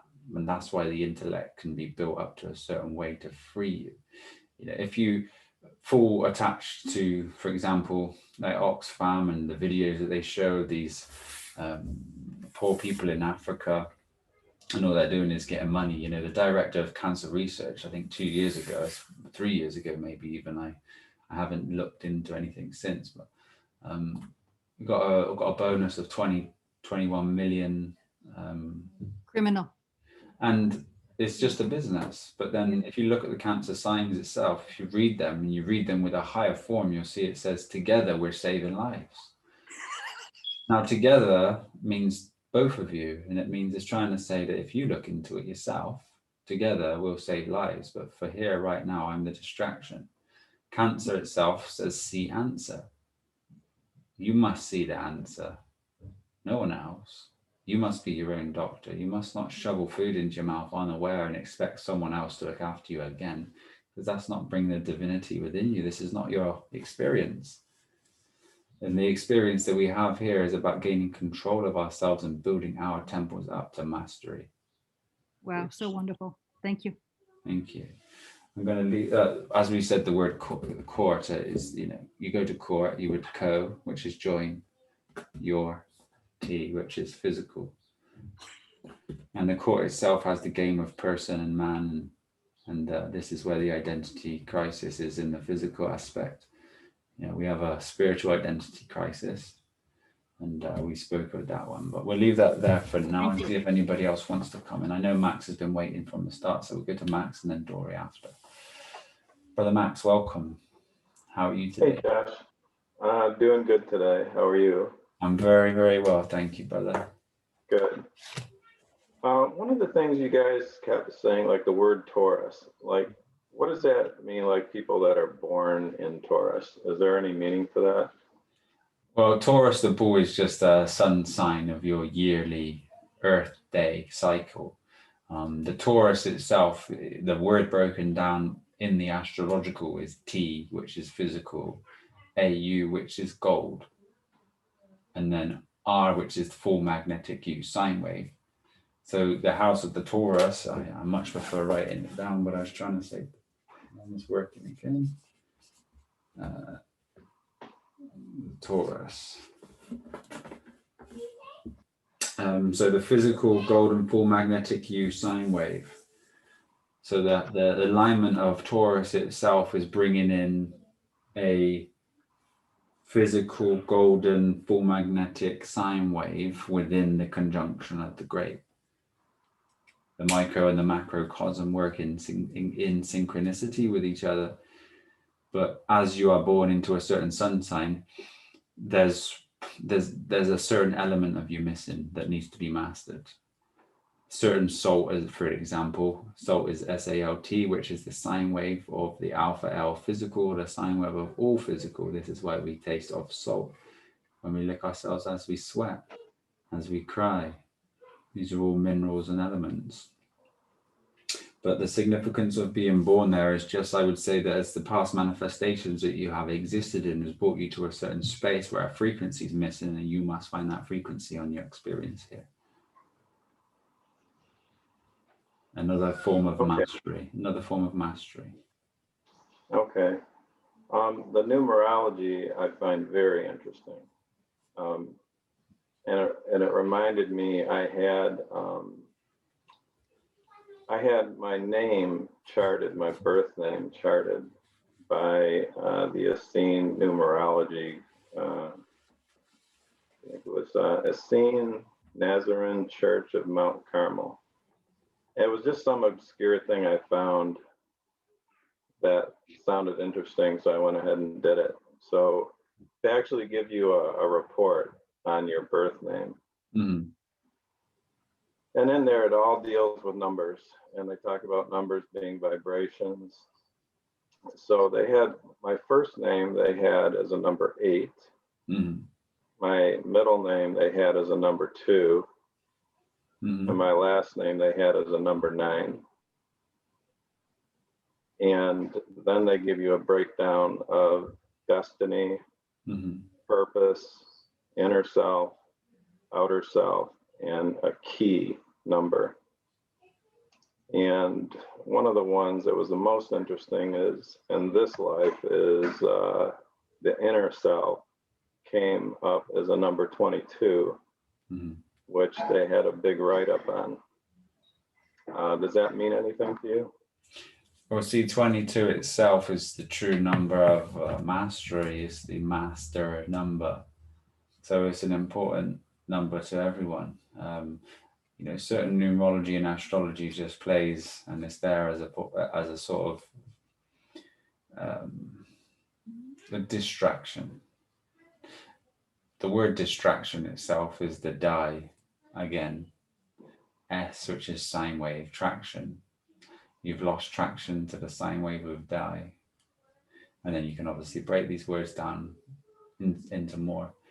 But, you know, numerology itself is something that cannot be lied to, and it points to the significance of the energetic world. It's a dimension, it's another form of language. But one has to see the numbers and build the synchronicity inside yourself as it speaks to you through your growth in your awareness. And that's when you truly have a relationship with, I would say, with the consciousness itself, because it can only speak through numbers. It can speak through synchronicities and the workings of the unconscious, but it's really, really, really found with the great observation and the keen eye and the willingness to decipher your experience here. If you had no form of language, this is how you would be communicating. If you're looking for, the answers, or if there's something pointing to it, if you truly go back to the source of this experience and what we're trying to achieve here is to find the self, the observer of all of this. And the observer is not found through numbers, it's observing numbers, or observing you observing numbers. That is the true destiny of everyone here. There's no special destiny, there's no life path as such, because all paths lead to the same point. We can play in the space once we've found it. I would recommend, playing before you found it, you may get lost. And then you need the word to bring you back. And then reverse it, which is the physical soul. LOS is soul reversed, and T is the physical, and that's where you should be found with the solution in solitary. Okay. Also, I was wondering, the name Max. That's a name that I kind of gave myself years back. I don't remember why, but I liked it, and I just use it. Can you give the numerology of that? Yeah, okay.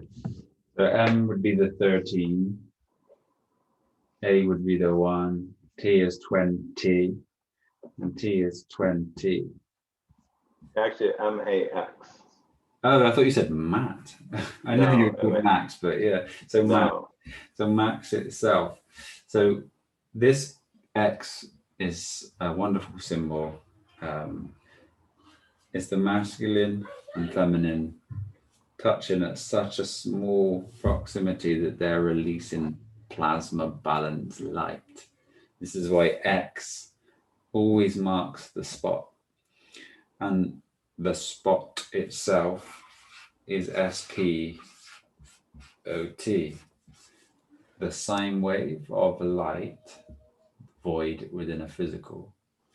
So it's a physical expression of light in a sine wave, which would make a spot. And that's what the X is doing itself. 24. M is the mother itself. A and M together is the mother. That's why MA is AM backwards. This is who we need to find. But it's the mother's alpha balanced max. And as you reach maximum, you will see that the max is truly the mother's X, which is the pinnacle, which is the point, the high, the zenith. And there's a reason why zenith would be spelt with the Z, as Zion is spelt with the Z, because it has that longitudinal wave, which would be the blue shift within the magnetism, which we're searching for with the books such as Bible. This is the two bulls, the holy two bulls. And we all need to be all the BALL. You need to balance yourself with the mother to find this space. Numerology, you would have 13, M, which would represent the 4, 1, which would represent 1, 2, 4, 6, 6, 1 is 7, 4 is 12, which would break down to 3. So your life path number would be 3. 3 is sight, is to see. But again, everything is all relative to the experience of unconsciousness. As soon as you become conscious of everything, this is different. You have the ability to free yourself from the automatic man. And the automatic man does things unconsciously without being in the present state. And life just passes you in such a fast way that you're of a space in the bed, and you may be looking upon yourself, and your life has just gone in a moment. It's because of the lack of awareness that was there. But also, again, it's relative, because when you're in the space of non-thinking, days just fall into place, and they just are, and they seem fast themselves. But to not to experience that presence or that moment is a shame for that experiencer to be there on bed, to find the presence as he passes into the next space. But Max itself is a wonderful calling, and it represents his balance with the mother. Okay. I was curious about that. One more thing, mentioned things to take to get rid of metals in the body. I've used zeolite in the past, which is a real fine powder. I think it's maybe a type of clay to help pull metals and other bad stuff from your body. Yeah. I think clay, has always been a part of the native man's diet, because as as dogs sometimes eat stones, what it does is it allows the rough nature of that to go through the stomach and to be able to pull certain things through, certain elements that may be stuck in the tract. For me, in my experience, I would say that these things do serve small purposes, but there's no thing that is as powerful as a water fast for any expelling of any toxins that you'll ever find. If anyone is truly sick and they're trying and they want to go to the fastest route, the water fast for an extended period of time will take you to the space you need to be most efficiently. And this will help anything from chronic disease such as, ME, to neurological problems, to heart disease. There's nothing quite like it. You can spend your whole time searching, but the cleanse, the true water, we must do these cleanses with the true water system as well. Distilled, empty, fully negatively charged water. As we are positive, we must have negative. This is the alkalizing, the OK align. And this is how we balance ourselves. The ALK aligns with the alkaline, non-acidic foods. They do serve purpose, and if we continue to eat fruit and we do our very best, there's only one thing that we may be lacking in, and that's certain elements, certain minerals that are within the food and lacking. So as we progress, it's not far away from us until we can all access this wonderful food. Okay, I think that's all I had for today.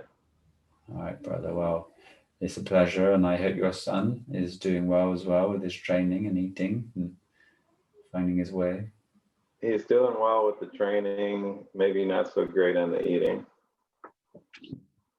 I'll send him our love and wish him the best. I will, thank you. All right, brother. Thank you so much for coming on again. Bye-bye. Bye-bye. Sister Dory, welcome. It's a pleasure to see you today. Oh, hello, everyone. Thank you, thank you, thank you. Grand Rising. Oh, so blessed to be with all of you wonderful beings today. This actually, your last comment segued in perfectly, because I am on the journey of my water fast, and I do have intention to go a lengthy time. I've been experiencing muscle cramps in my legs, so I was wondering, is there anything that I can do to support that, or just suck it up, buttercup? What day are you on, sister? Are you 5. in first 5? Yeah. Just give it to day 7 and it should have relieved itself. It's just a slight imbalance within the distribution of salt within your system. But it'll be, as you walk fast, you dump salt itself. You dump a load of salt, usually around day 2 to day 3. And then as you start to regulate your system, you may find these cramps just arising through day 4, 5, 6, and then hopefully by 7, you will find that balance. And then don't forget that, you find your energy from prana. If you want to increase your energy, you must respire, which is the spiral of the spirit inside of you, which is your true elemental power. 100%. I really tapped into that by the grace of God, but or understanding, I did tap into that because I was feeling a little lightheaded, and I just thought, no, you know what, this is absolutely false. So I just raised my vibration, and I just allowed that I just took that into my full being. And I feel so nourished and nurtured. And this is compared to the last couple of water fasts, this whole perception, it's really perception, which I love. It's a lot easier. It's almost really easy. It's like even the hunger, pain experiences, they don't seem to exist really. It's cool. It is, and there's a comment in the chat that says you look amazing and you have made a wonderful transformation, sister. Like, well done. So much gratitude and love for you walking this path. It takes someone very strong, and it's just so wonderful to see. Thank you for doing the work. Well, thank you for providing, it's something that I think we've all been called to, and we just didn't know the pathway. And so thank you, and Michelle, and all of the people that have led us down this path. So Yeah, super gratitude. That's the G-rate attitude, God-rate attitude. Woo! Virtues. It's the virtues. Amen. How are you finding them, sister? You find the virtues to be of benefit to you?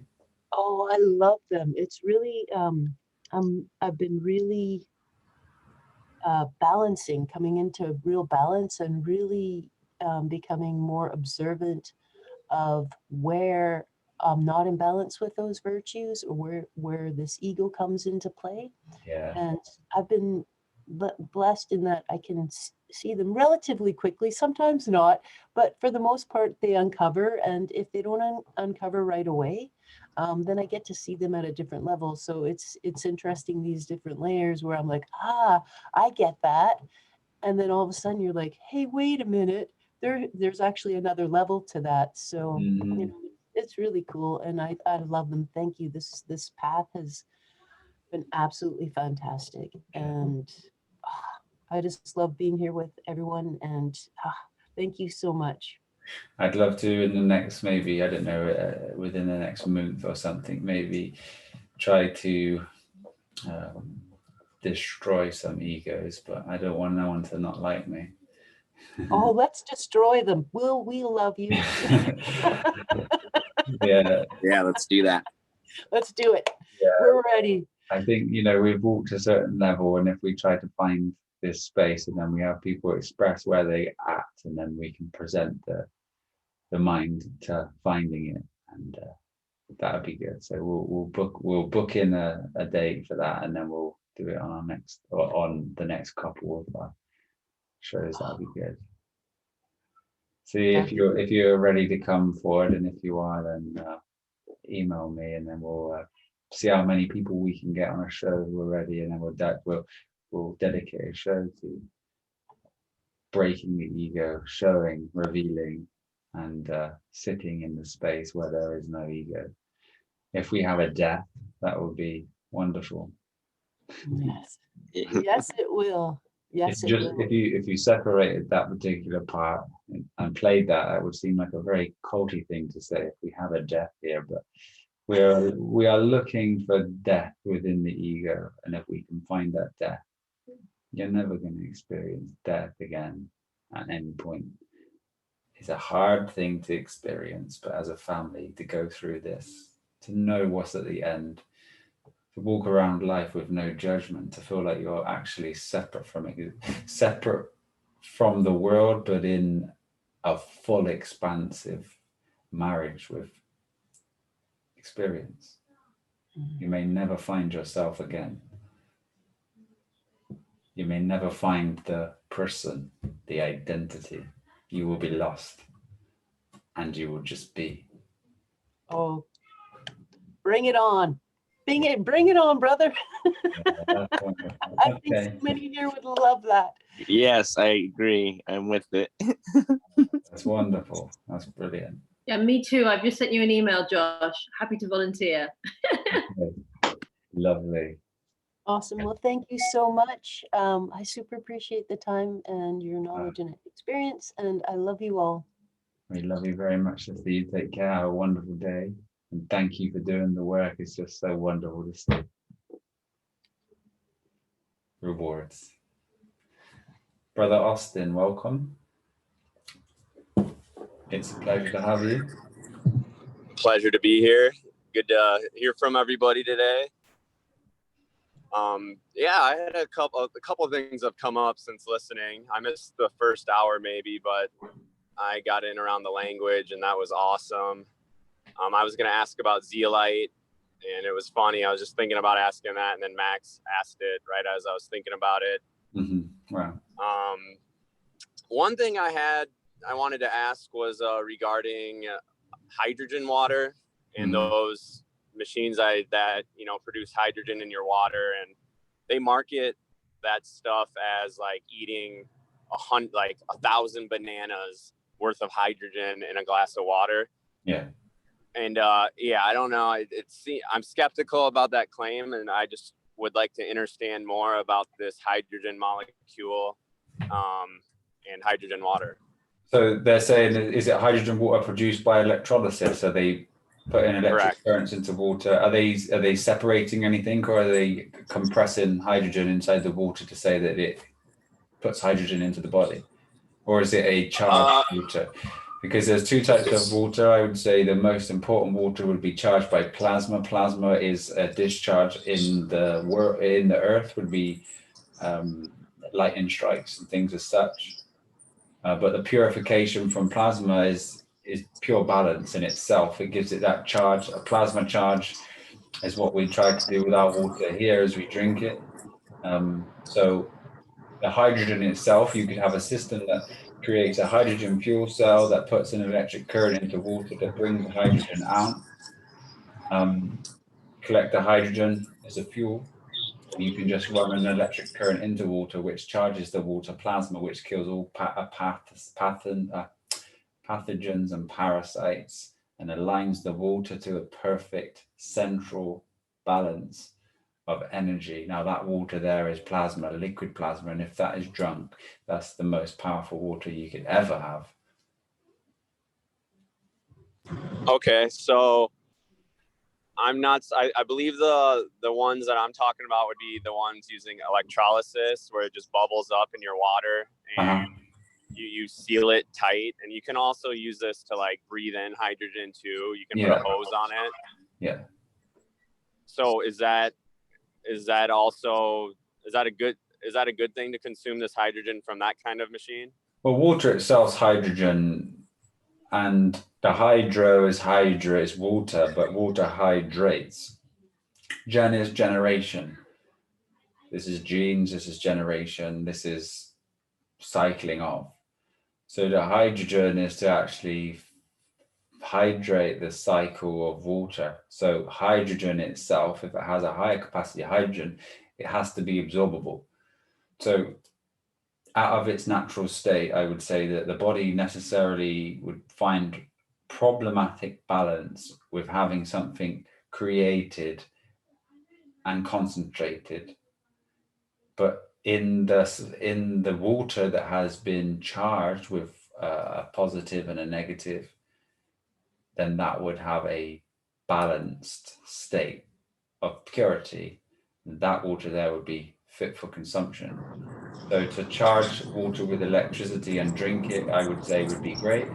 But then I would say to have water or hydrogen that has been produced by the electrolysis to breathe in would not be so great. Okay, thank you for that. I'll mostly just stick to the distilled water and the copper.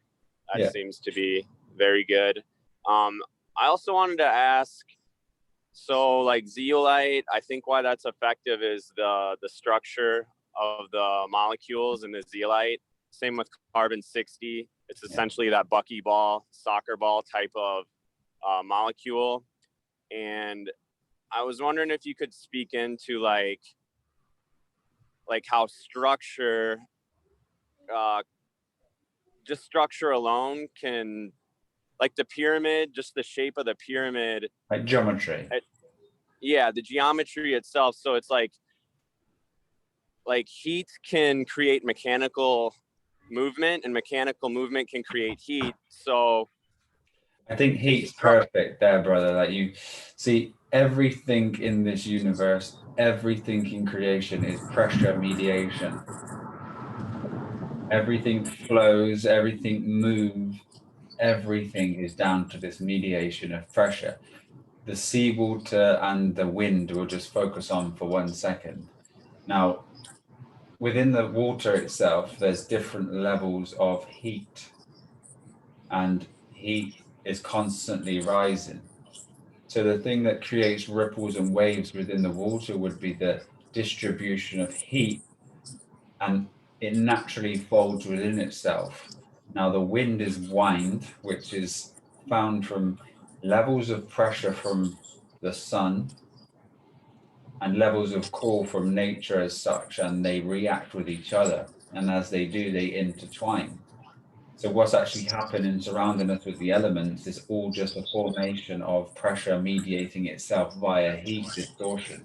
So every movement that's ever happened or happening is down to the expression of heat, friction as such. Even magnetism itself happens through friction from this center of positive and negative. And as it expresses itself, it reciprocates down. And this is creating a mediation of pressure. And all that magnetism is pressure. Through density, we experience this in physical. And then heat. Can you visualize that? Yeah, so like the shape of a pyramid can create a sort of pressure mediation of sorts that can shape a certain field. Okay, yes. But geometry itself is the shapes charged. See, the pyramids of Giza have been created in such a way they align with a certain planetary system, the Orion's belt, and they would carry a certain resonance depending on the size, the shape, and the geometry and the angles. And within inside that, there's a reverberance of sound, and the sound will reverberate in an angle and create spiraling of energy within inside. So within the unseen world, I don't know if anybody has done these experiments, but if you make a pyramid and you put food inside the pyramid, the food doesn't degrade. It's like a refrigerator as such. So the cells don't necessarily die off, and you don't get the pathogens that feed on these things to degrade the food itself. So in that environment, it's constantly charged by this etherical plasma, which creates an alignment, which means the pyramids themselves would have this geometry that creates a space of a field that creates a continuing of life and not a degrading life. So a square would degrade life, and a pyramid would create life, would reciprocate energy. So to kind of break this down so we can all understand it a little more, like when we get into certain shapes, say doing yoga or qigong, these shapes are, how do these different shapes and geometries help us? Are they like resonating? I'm at a loss for words, but I think you may understand what I'm getting at. Yeah, I think what the qigong itself to me is the interaction of your physical body and yourself trying to manifest the sight of energy. And as you move, you distract, and distraction from thinkingness creates this fluidity inside of you. So I wouldn't say necessarily the body's geometry does serve massive amounts of purpose, like your inner heel of your left foot. If you put it up to your central navel, this creates a freedom of information, a flow, and a connectivity to divinity that allows you to offload the left brain and be present. Certain fingers align with certain vibrations, and as you speak, if your fingers are moving with certain friction, that you'll have a connectivity to a certain energy field that the planets are giving off. It's all learned, but I would say that the best way to find this space is to just constantly observe and play with it. But to sit in a certain position itself, erect, in a still, silent way, with no expectation, and to breathe and breathe differently as you go through your meditations and holding your hands and fingers in a certain way, you'll find that this energy inside of you feels slightly different as you can sit subtly, quietly, and know how Sunday feels and how Monday feels and how Tuesday feels without knowing the days. That's a certain dimension of life that we haven't been taught that we can really bring into fruition as we lead this way and bring the new youth in. But yes, geometry itself is a powerful thing. The way that we express ourselves and the way that we sit in our environment should be, we should have the awareness of how we should create a space to live in. Because if we don't, we bring lower energies in and we have a risk of falling trapped in energy if we're not necessarily free from it. Yeah, that's great. Thank you. Something I like to say is how you posture your body is how you posture your life. Exactly. And there's all sorts of wordplay with having structural integrity in your body and then having integrity with how you move through life and behave in life. Yes. So yeah, I'm seeing that connection, and it's great. Let's see. I had one more, but it's slipping my mind. The other question I was going to ask, so I signed up to go on a 17-day retreat where I'm going to be doing ayahuasca 8 times, and I'm going to be doing the Bufo 5-MeO toad twice. And so there's a very good chance that I will experience an ego death with a little bit of help of these plant and animal medicines. And I didn't know if, since we're talking about this, definitely I'm going to sign up for the call that you're going to put on with the other ex-family members here. But I was wondering if there's anything you could say or any advice you could give going into one of these kinds of experiences, which I know you haven't ever worked with plant medicines, and it's more of the slow and steady natural way you've achieved it. But I just didn't know if you had anything to say about that kind of way show or provide advice. You're going to have to just be with no expectation. You're going to have no expectation of anything that's going to happen to you. And to remember that everything is an experience, and don't attach. Just let what's happen and surrender every moment. If you are going to experience ego death, you're going to die, and you're going to have your worst fear brought to you to overcome this, because once you have overcome this, there's going to be none of you left. So I would suggest with the medicines themselves, just have a slight experience of a small part, so you just feel a bit safer with the medicine, and then embrace it fully. Don't go not to achieve, go to experience this. You won't actually lose or leave the physical, but it will seem like it, and it will seem like pain. But as the pain comes, embrace the pain and keep surrendering it, and have faith in everything that you are, everything that is, and everything is divine, and so are you. And allow it to pass through you. Just allow everything to pass through you, to just show you, to pass through you, just to sit there. Don't judge it, just accept it. If you feel like you're going to die, just say, I accept everything that's happening to me right now. I accept everything. And in that, just sit there with it and let it do what it's there to do, because it is a truly spectacular thing, the medicines that have been left there. They're awesome. Not to be taken without this education and without this level of awareness that you have. And I think you're in the right space to go for it, brother. Awesome. Yeah, it almost feels like the universe is supporting me greatly to have this experience. And I really appreciate you saying that. That's amazing. Thank you for the advice. Just a comment before I pass it on to the next one. I had a good talk with Brother Aaron, and we talked about food and just how like our identities are shedding. And there was a while I was having a pity party with myself that I wasn't going to be able to eat tacos again, especially since I'm moving to Mexico.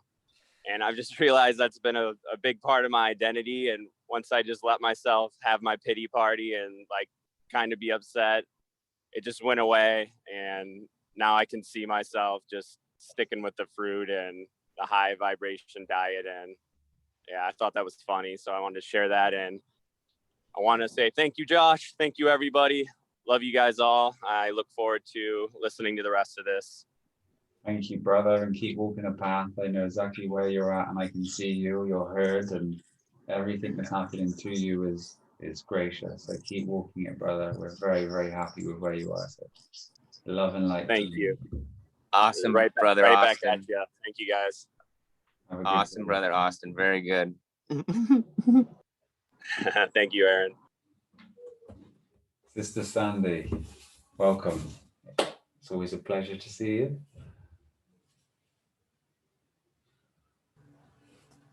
You too. You too. I feel like I've been drinking from a fire hose. I am very hydrated. Just love everybody's participation. It's great to have this fellowship. So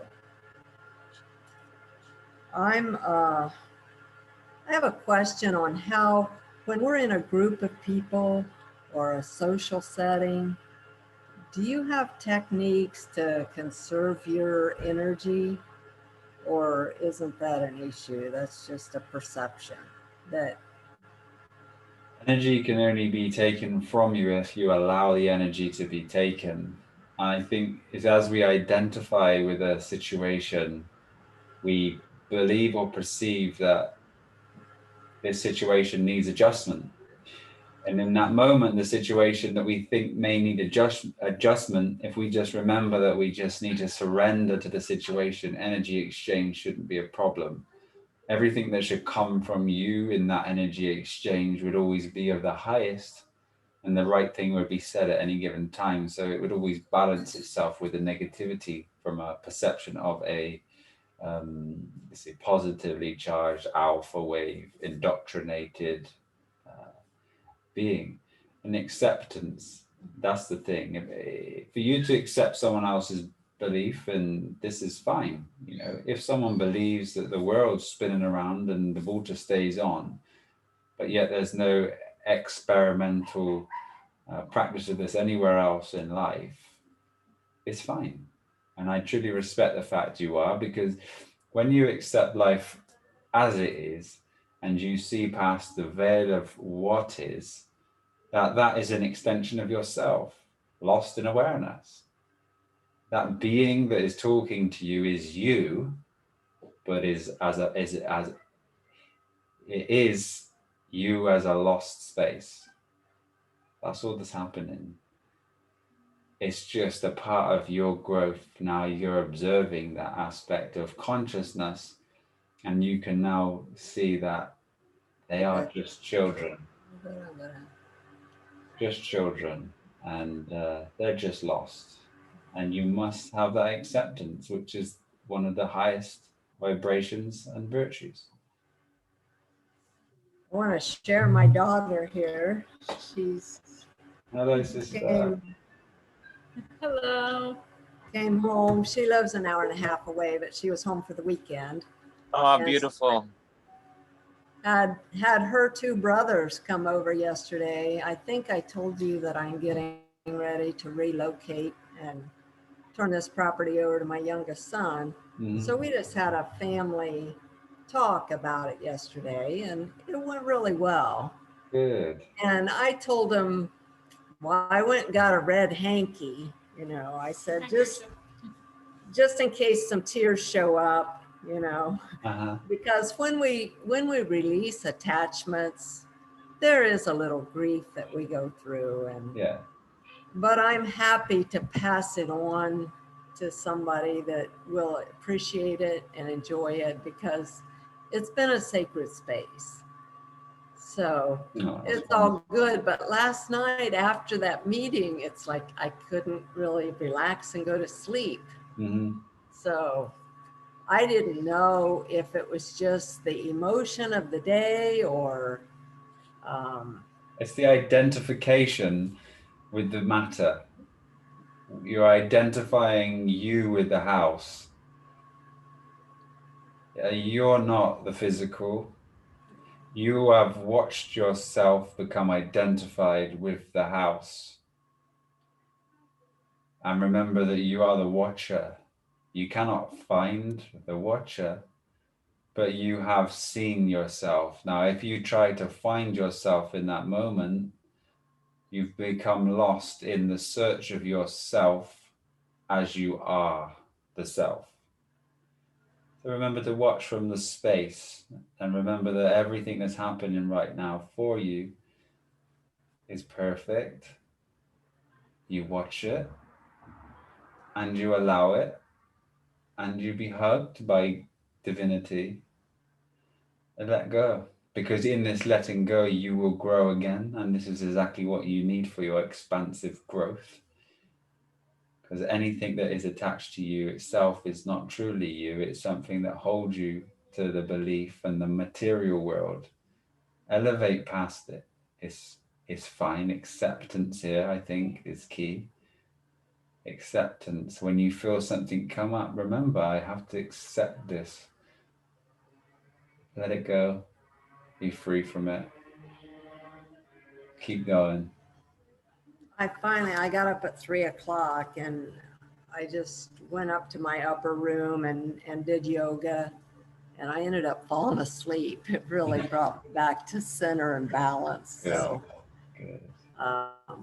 Been loving all the yoga. Finally got all the poses down. And how are you finding the virtues application? Are you applying them in life at the moment? Yes, awesome. I mean, and like somebody else said, you know, there's so many different levels of it. Mm-hmm. I mean, you achieve one level and there's always a higher one to elevate to. Mm-hmm. So it's awesome. It's just going to be constant upgrading of perception, which is your awareness. As you perceive more, you receive this light, and as you receive the light, you can decode. Let's say, if we were looking at it from the physical aspect, reality in more of a truer format, then you have the eyes and you can't be deceived. And then that translation from physical to energy happens, and then you start to see behind the veil of the physical world. There is a spiritual world there, and it works through energy. And if you can't see it, why does someone react to the words? Why do you feel heat? Why does your body shake with fear? What's happening there? And that's energy. But how do you see energy? How can you perceive energy? How can you control energy? This is magic. And you control it with your heightened awareness. And this is where we're walking slowly together for the higher perception to be able to bring forth this wonderful space. We will get her. Oh, obviously, we are, no doubt. This is the great year for us. Another question I had, as far as on when we're doing water, I'm on day 7 now. Oh, wow. And when the pee is colored, you had said we excrete toxins through the colon. Yes. And we expel extra vitamins and minerals through the urine. So what colors the urine so dark when we're on just water? So I don't know if anybody's ever experienced wee on asparagus, have they? Oh yeah, it really has a smell and aroma to it. Yeah. It's the high mineral content that the body isn't absorbing at that time, and it's just released and it's creating the color.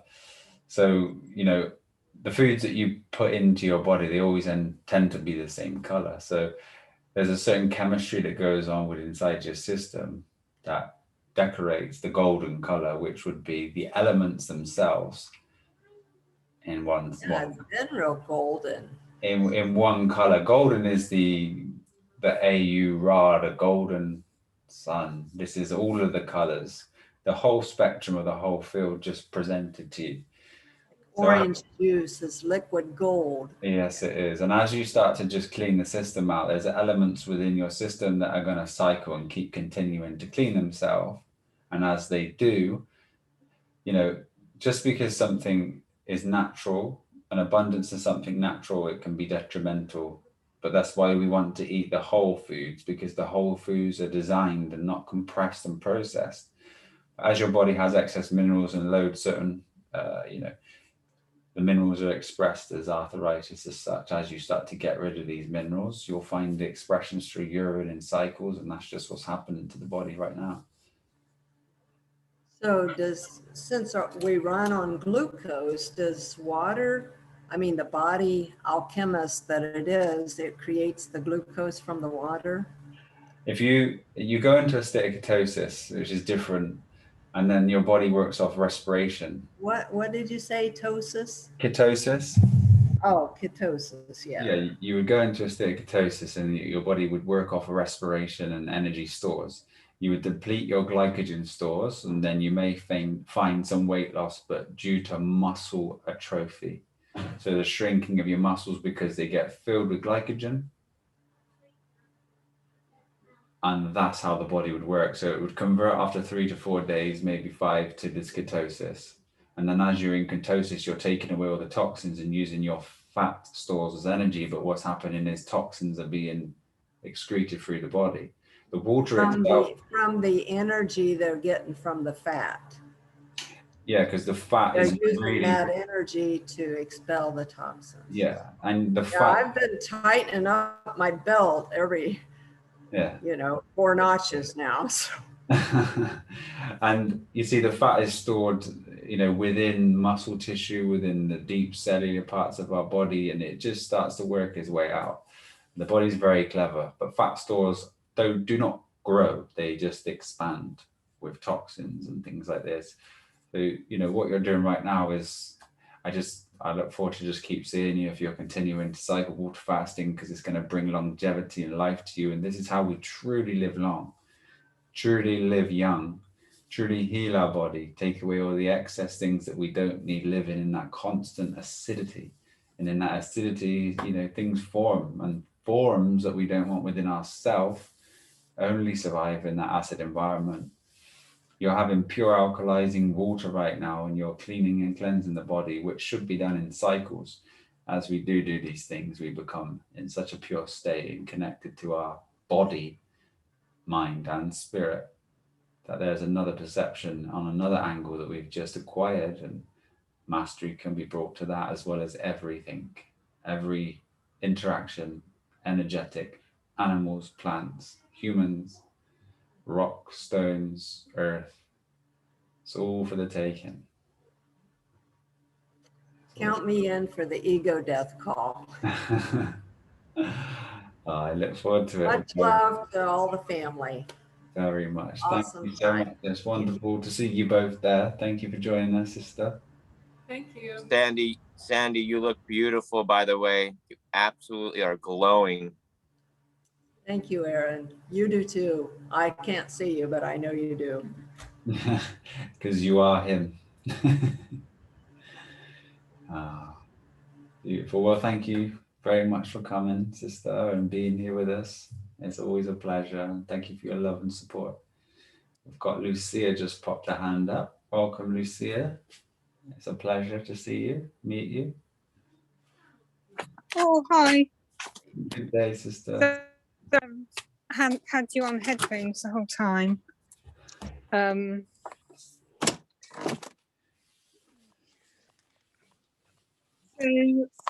Obviously I'm new to all this compared to all these guys. It's been really interesting listening to everyone's journey. I've been on juice for 2 weeks, and you mentioned about having a water fast. I'm pretty thin, so I didn't know how, if I should do like a couple more weeks on juice. What's your goal? What's the goal? What's your, I know the goal is to have no goal, but do you have a goal at this present time for something? Well, I've got my scar, and that's my main priority, is to rejuvenate that, just get that better. But I'm trying to obviously maintain. I want the balance between maximum health, yeah, but without, what's manageable, really. Yeah. All right. Well, water fasting is going to bring you to the space of healing in the fastest way. But the reason why we suggested the juice fast was to upload and reload and restore some minerals lost. So as we find ourselves with a slight disease, we've depleted the stores within our system, and they happen to be within our bone minerals. And this is what happens when our body goes through metabolic acidosis. We go through the metabolic acidosis, we need to alkalize this by our body, and our body uses our bone minerals as the buffer. So if we restore and reload minerals at present and first, we'll find that these minerals get restored, and the minerals is what truly allows everything to function at a cellular level.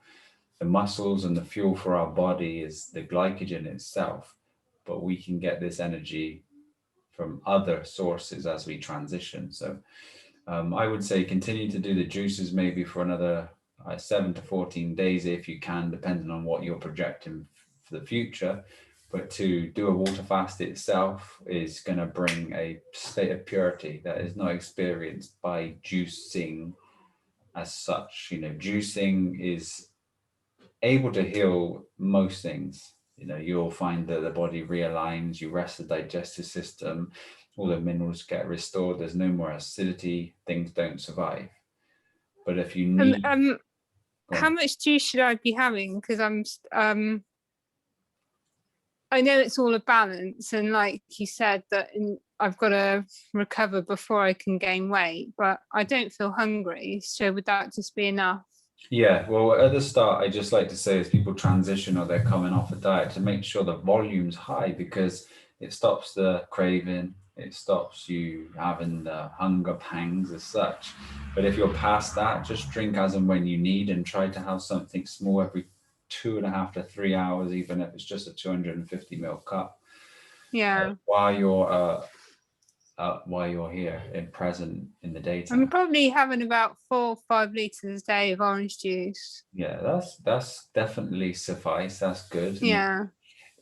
It's the other thing, so obviously my wound's obviously getting a lot better from my op. But when I put the bicarb on to wash it, it does sting for an hour or two, but then nothing happens after that. I was just checking that's still good to do. Yeah, I just think that the protective layer that's given to you, as long as the solution's not too extreme, as you wash the bicarb solution, it tends to just leave that layer of salt. It's just protective, it's alkalizing, it's antifungal, and even certain, not all cancers and all fungus is killed by bicarbonate soda. Right.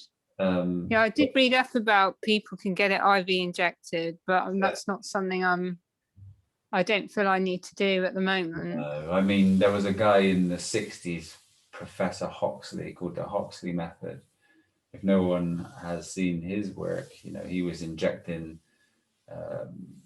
bicarbonate soda onto the actual cancers themselves, and they were dissolving on impact. And it does have a wonderful role, I think, with us, Yeah, I'm doing really well. I just felt it was lovely to touch base. It's been really inspirational for me. And I just, because it's all new to me, and I've been, obviously it's been 10 months since my cancer operation.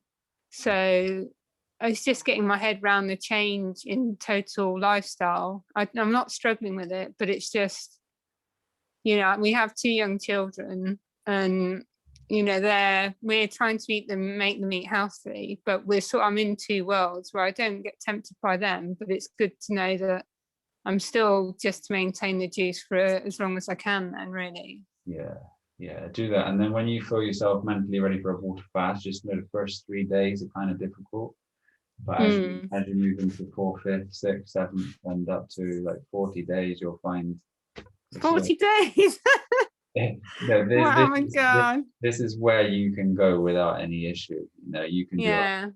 people do 100-day water fast to try to find yourself. This just sounds incredible. I did 3 about a month ago because I did a week of juice and then 3. And then obviously I went back to eating hot food that I was recommended by the person who I was working with. Yeah. And that was okay. But I know I was dreaming of avocado salad for 3 days. It's a good dream. Yeah, no, I don't have much news, but thanks very much. You've been great. Oh, well, it's a pleasure to see you here, have you here, and we look forward to the journey with you. Thank you for coming on and being with us all, and your love and support is very kind. Super, thank you. Take care, sister. I think we have every hand answered. Good 3 hours and 10-minute show today. Brother Josh? Oh, Sister Shanti, welcome. How are you? Can I ask a quick question? Of course. I'm in water fasting, and next week will be a special day for us. It's Mahashivaratri. And I would like to do a dry fasting one day. Do you think it will be advisable, or? What's your plans for the day? Are you just being with? Just be in silence and just do dry fasting. I would definitely recommend that on your special day. Yeah. Yeah. The opposite of what we're taught to do. A big party and a cake. Yeah, and our plan is to continue till 40. Wow. So we still have 33 days. You're doing amazing. How are you feeling presently, sister? It is different. For example, yesterday I was full of energy, was happy, I was climbing to it. But today I got a little, I think the blood pressure was a little down, but I learned how to handle. You know, one thing that helps me a lot is to hot shower and cold shower, hot shower and cold shower. Yeah. This put me totally on again. Good, good. Yeah. I when I shower, I like to always start with a warm shower and then straight onto the cold. Yeah. And it does wonders for us. Yes, this is what I'm doing. And I do 3 times, or how many times I should do it?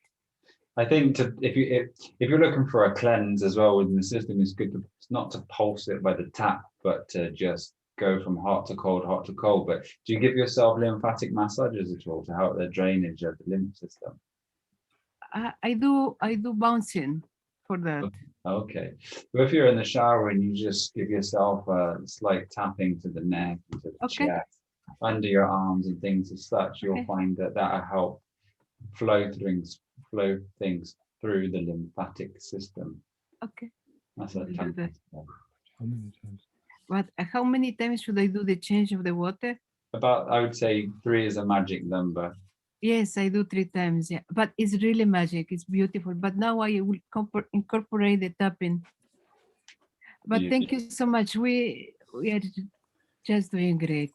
As you feel these days and the changes on your water fast, try to correlate what day it is, what cycle of the moon, where it is in your location, and see if you can correlate certain energies that are surrounding you with certain days and cycles of the moon, and bring that connectivity to you. Okay.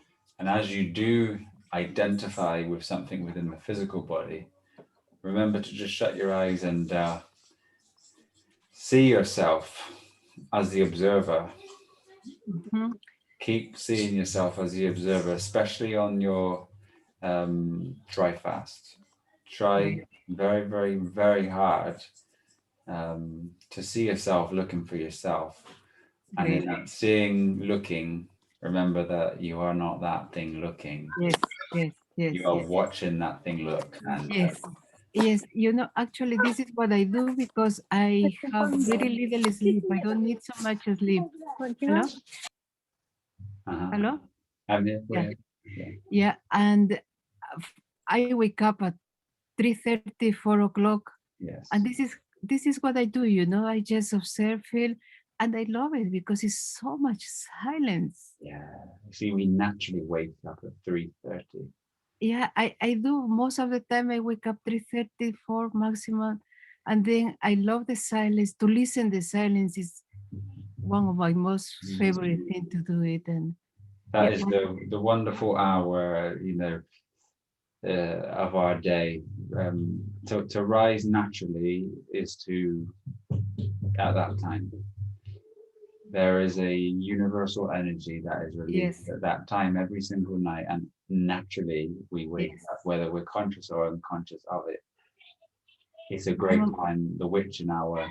This is the angle of choice, and you all have this within inside of you, a clock that is set for that time.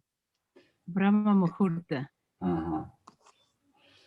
Yes, I look forward to being able to speak more about these things as we grow, and I think everybody's sort of getting to a level now where they're perceiving higher and eating great things and receiving energies and gifts, and it's a good time to move forward. Let's enjoy the solstice, the equinox. Absolutely, brother Josh. Actually, I just wanted to say, you know, since I was a baby, I was looking for this God. I was looking for this union. I have worked my whole life for that. I spent 25 years of my life in an ashram. And I find that, you know, I have some experiences, I have some, but still I'm not there. And now I think it is the time. Yes. It is the time now. So this is why we are doing all the 40 days fasting, and the next time will be 90 days. But it is the time to be there, because I know what I'm looking for. I know I have some intuitions, I have some feelings, I feel things, but still I'm here. What are you looking for, sister? Tell me. Let's have a little chat about it. God, this unity, the source. Now, if you shut your eyes, to be the source. If you shut your eyes right now, you see that world of darkness? When I close my eyes, it's very beautiful, because what I see is a huge space inside me. Yes. And then when you open your eyes, you see this reality. So you, as the true you, sees two worlds. Yeah. You see the light and you see the non-light. But what you don't want to do is allow the interpretation from the ego to try to find who you are. As you shut your eyes, remember that you are the thing that is just this expansive observation of what you are doing at this present time. In the search for that, you get lost. In the judgment, in the thinkingness, you get lost. You cannot be found. Yes. Because when you let go of the search and you just remember who you are, you'll have a spontaneous revelation. And what will happen is that revelation will deconstruct and remove the ego mind, creating a acceptance and surrendering to the divinity, and that death will happen. And I really look forward to doing this with you, sister. Yes, I'm looking forward for the final death of the ego, because this last year, you know, we really have let it go many things, and literally experienced death of everything. Is almost like all what I was, all what I believe, all what it has gone little by little, you know. And I must say, I have great days, you know. I have great days that I feel, wow, it's so amazing. But guess what? then I come back to my small I again. Yeah. It's okay. It's just the ego's interpretation. It's not far away. You just keep doing the good I work. know. Every I time know. that you try to identify with anything, just put your back into the space where I'm looking for something that I already am. You need to recognize that aspect of you. Every time you search it, you're losing because you're already it. You are looking for where you are looking from. And as that looker, as the perceiver, as the Beautiful. pure expansive awareness that you truly are, you just identify and you've come separate in separation and duality. Now, the key is to merge with consciousness, to see everything as you, as unfolding from your center. And as you see the unfolding from your center, you become this present awareness of everything is just the expansion of yourself, and you're here to experience this. Observing and trying to find yourself are two different things. You will never find yourself. You are the self. Wow, beautiful. Beautiful. You just, it's that recognize. You must go into yourself to see, but you mustn't identify with anything. You mustn't Great. look for it. You mustn't try to say, I'm searching for it. I want to be this. I am that. Great. I am this. That's all. I Great. cannot identify. I am nothing. I am no thing. I am just watching. Great. That's who Great. you are, Thank you. sister. Wow, great. Thank you. Thank you so much. It's laughable. One day we will all be laughing about Yes. who we believed that we were. Yes. Yes. Yes. And the search for something that we were already. Are. Yes. Great. It's like that moment that you have your car keys in your hand and you're searching for them. Yes. The glasses that are on your forehead.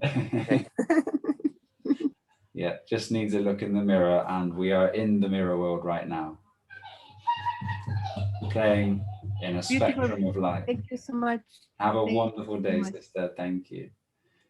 Speak to you soon, and love to your husband. Thank you. Thank you. We can all get lost in matter, but it doesn't matter. What truly matters is this moment. And if we can detach and we can observe like a child, that's where we are. That's who we are. Every moment is new, and if we wish to relearn, all we do is observe. And in that observation, we learn and we grow. And it's that simple. But unfortunately, the programming, which is necessary, Yeah. which we don't look at as negative because it is and it was and it's been and it is past. But what is here and now is a chance to live in this precious space, which is now, which is the moment, which now backwards is one. And to know is K now, which is balance now. And this is to know. This is knowledge. And this is how we can exist in the ever expansive awareness of truth, where everything is given to you. You seek, you shall find, ask, and you shall receive. Everything is encoded within your body. Your DNA is light as light. The sun is the most conscious thing within this realm, projects everything unto it as it's already been done. We are here existing, recycling our energies until we found this space. There's nothing more important than finding yourself, but don't look for it. Be it. Great. When you sit in your bed tonight and you shut your eyes, see the battle that goes on between the ego mind trying to find the observer. Close your eyes and sit there and try to find it. And in that findingness, you'll find a stump. Well, I can't put a finger on why I'm not finding myself. And then notice that you were the awareness that was watching yourself try to find yourself. And it's all a big joke. You're already it.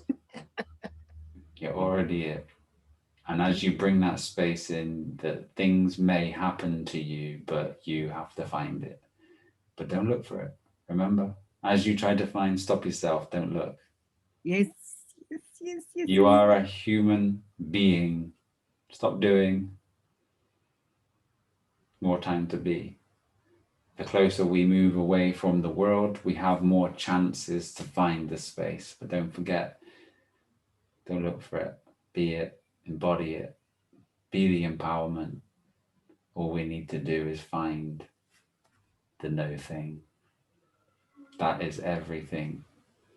And enjoy experiences with no attachment, free from illness, free from disease, sickness, in full abundance. Life is abundant. No matter where you are in the world, have you ever gone hungry?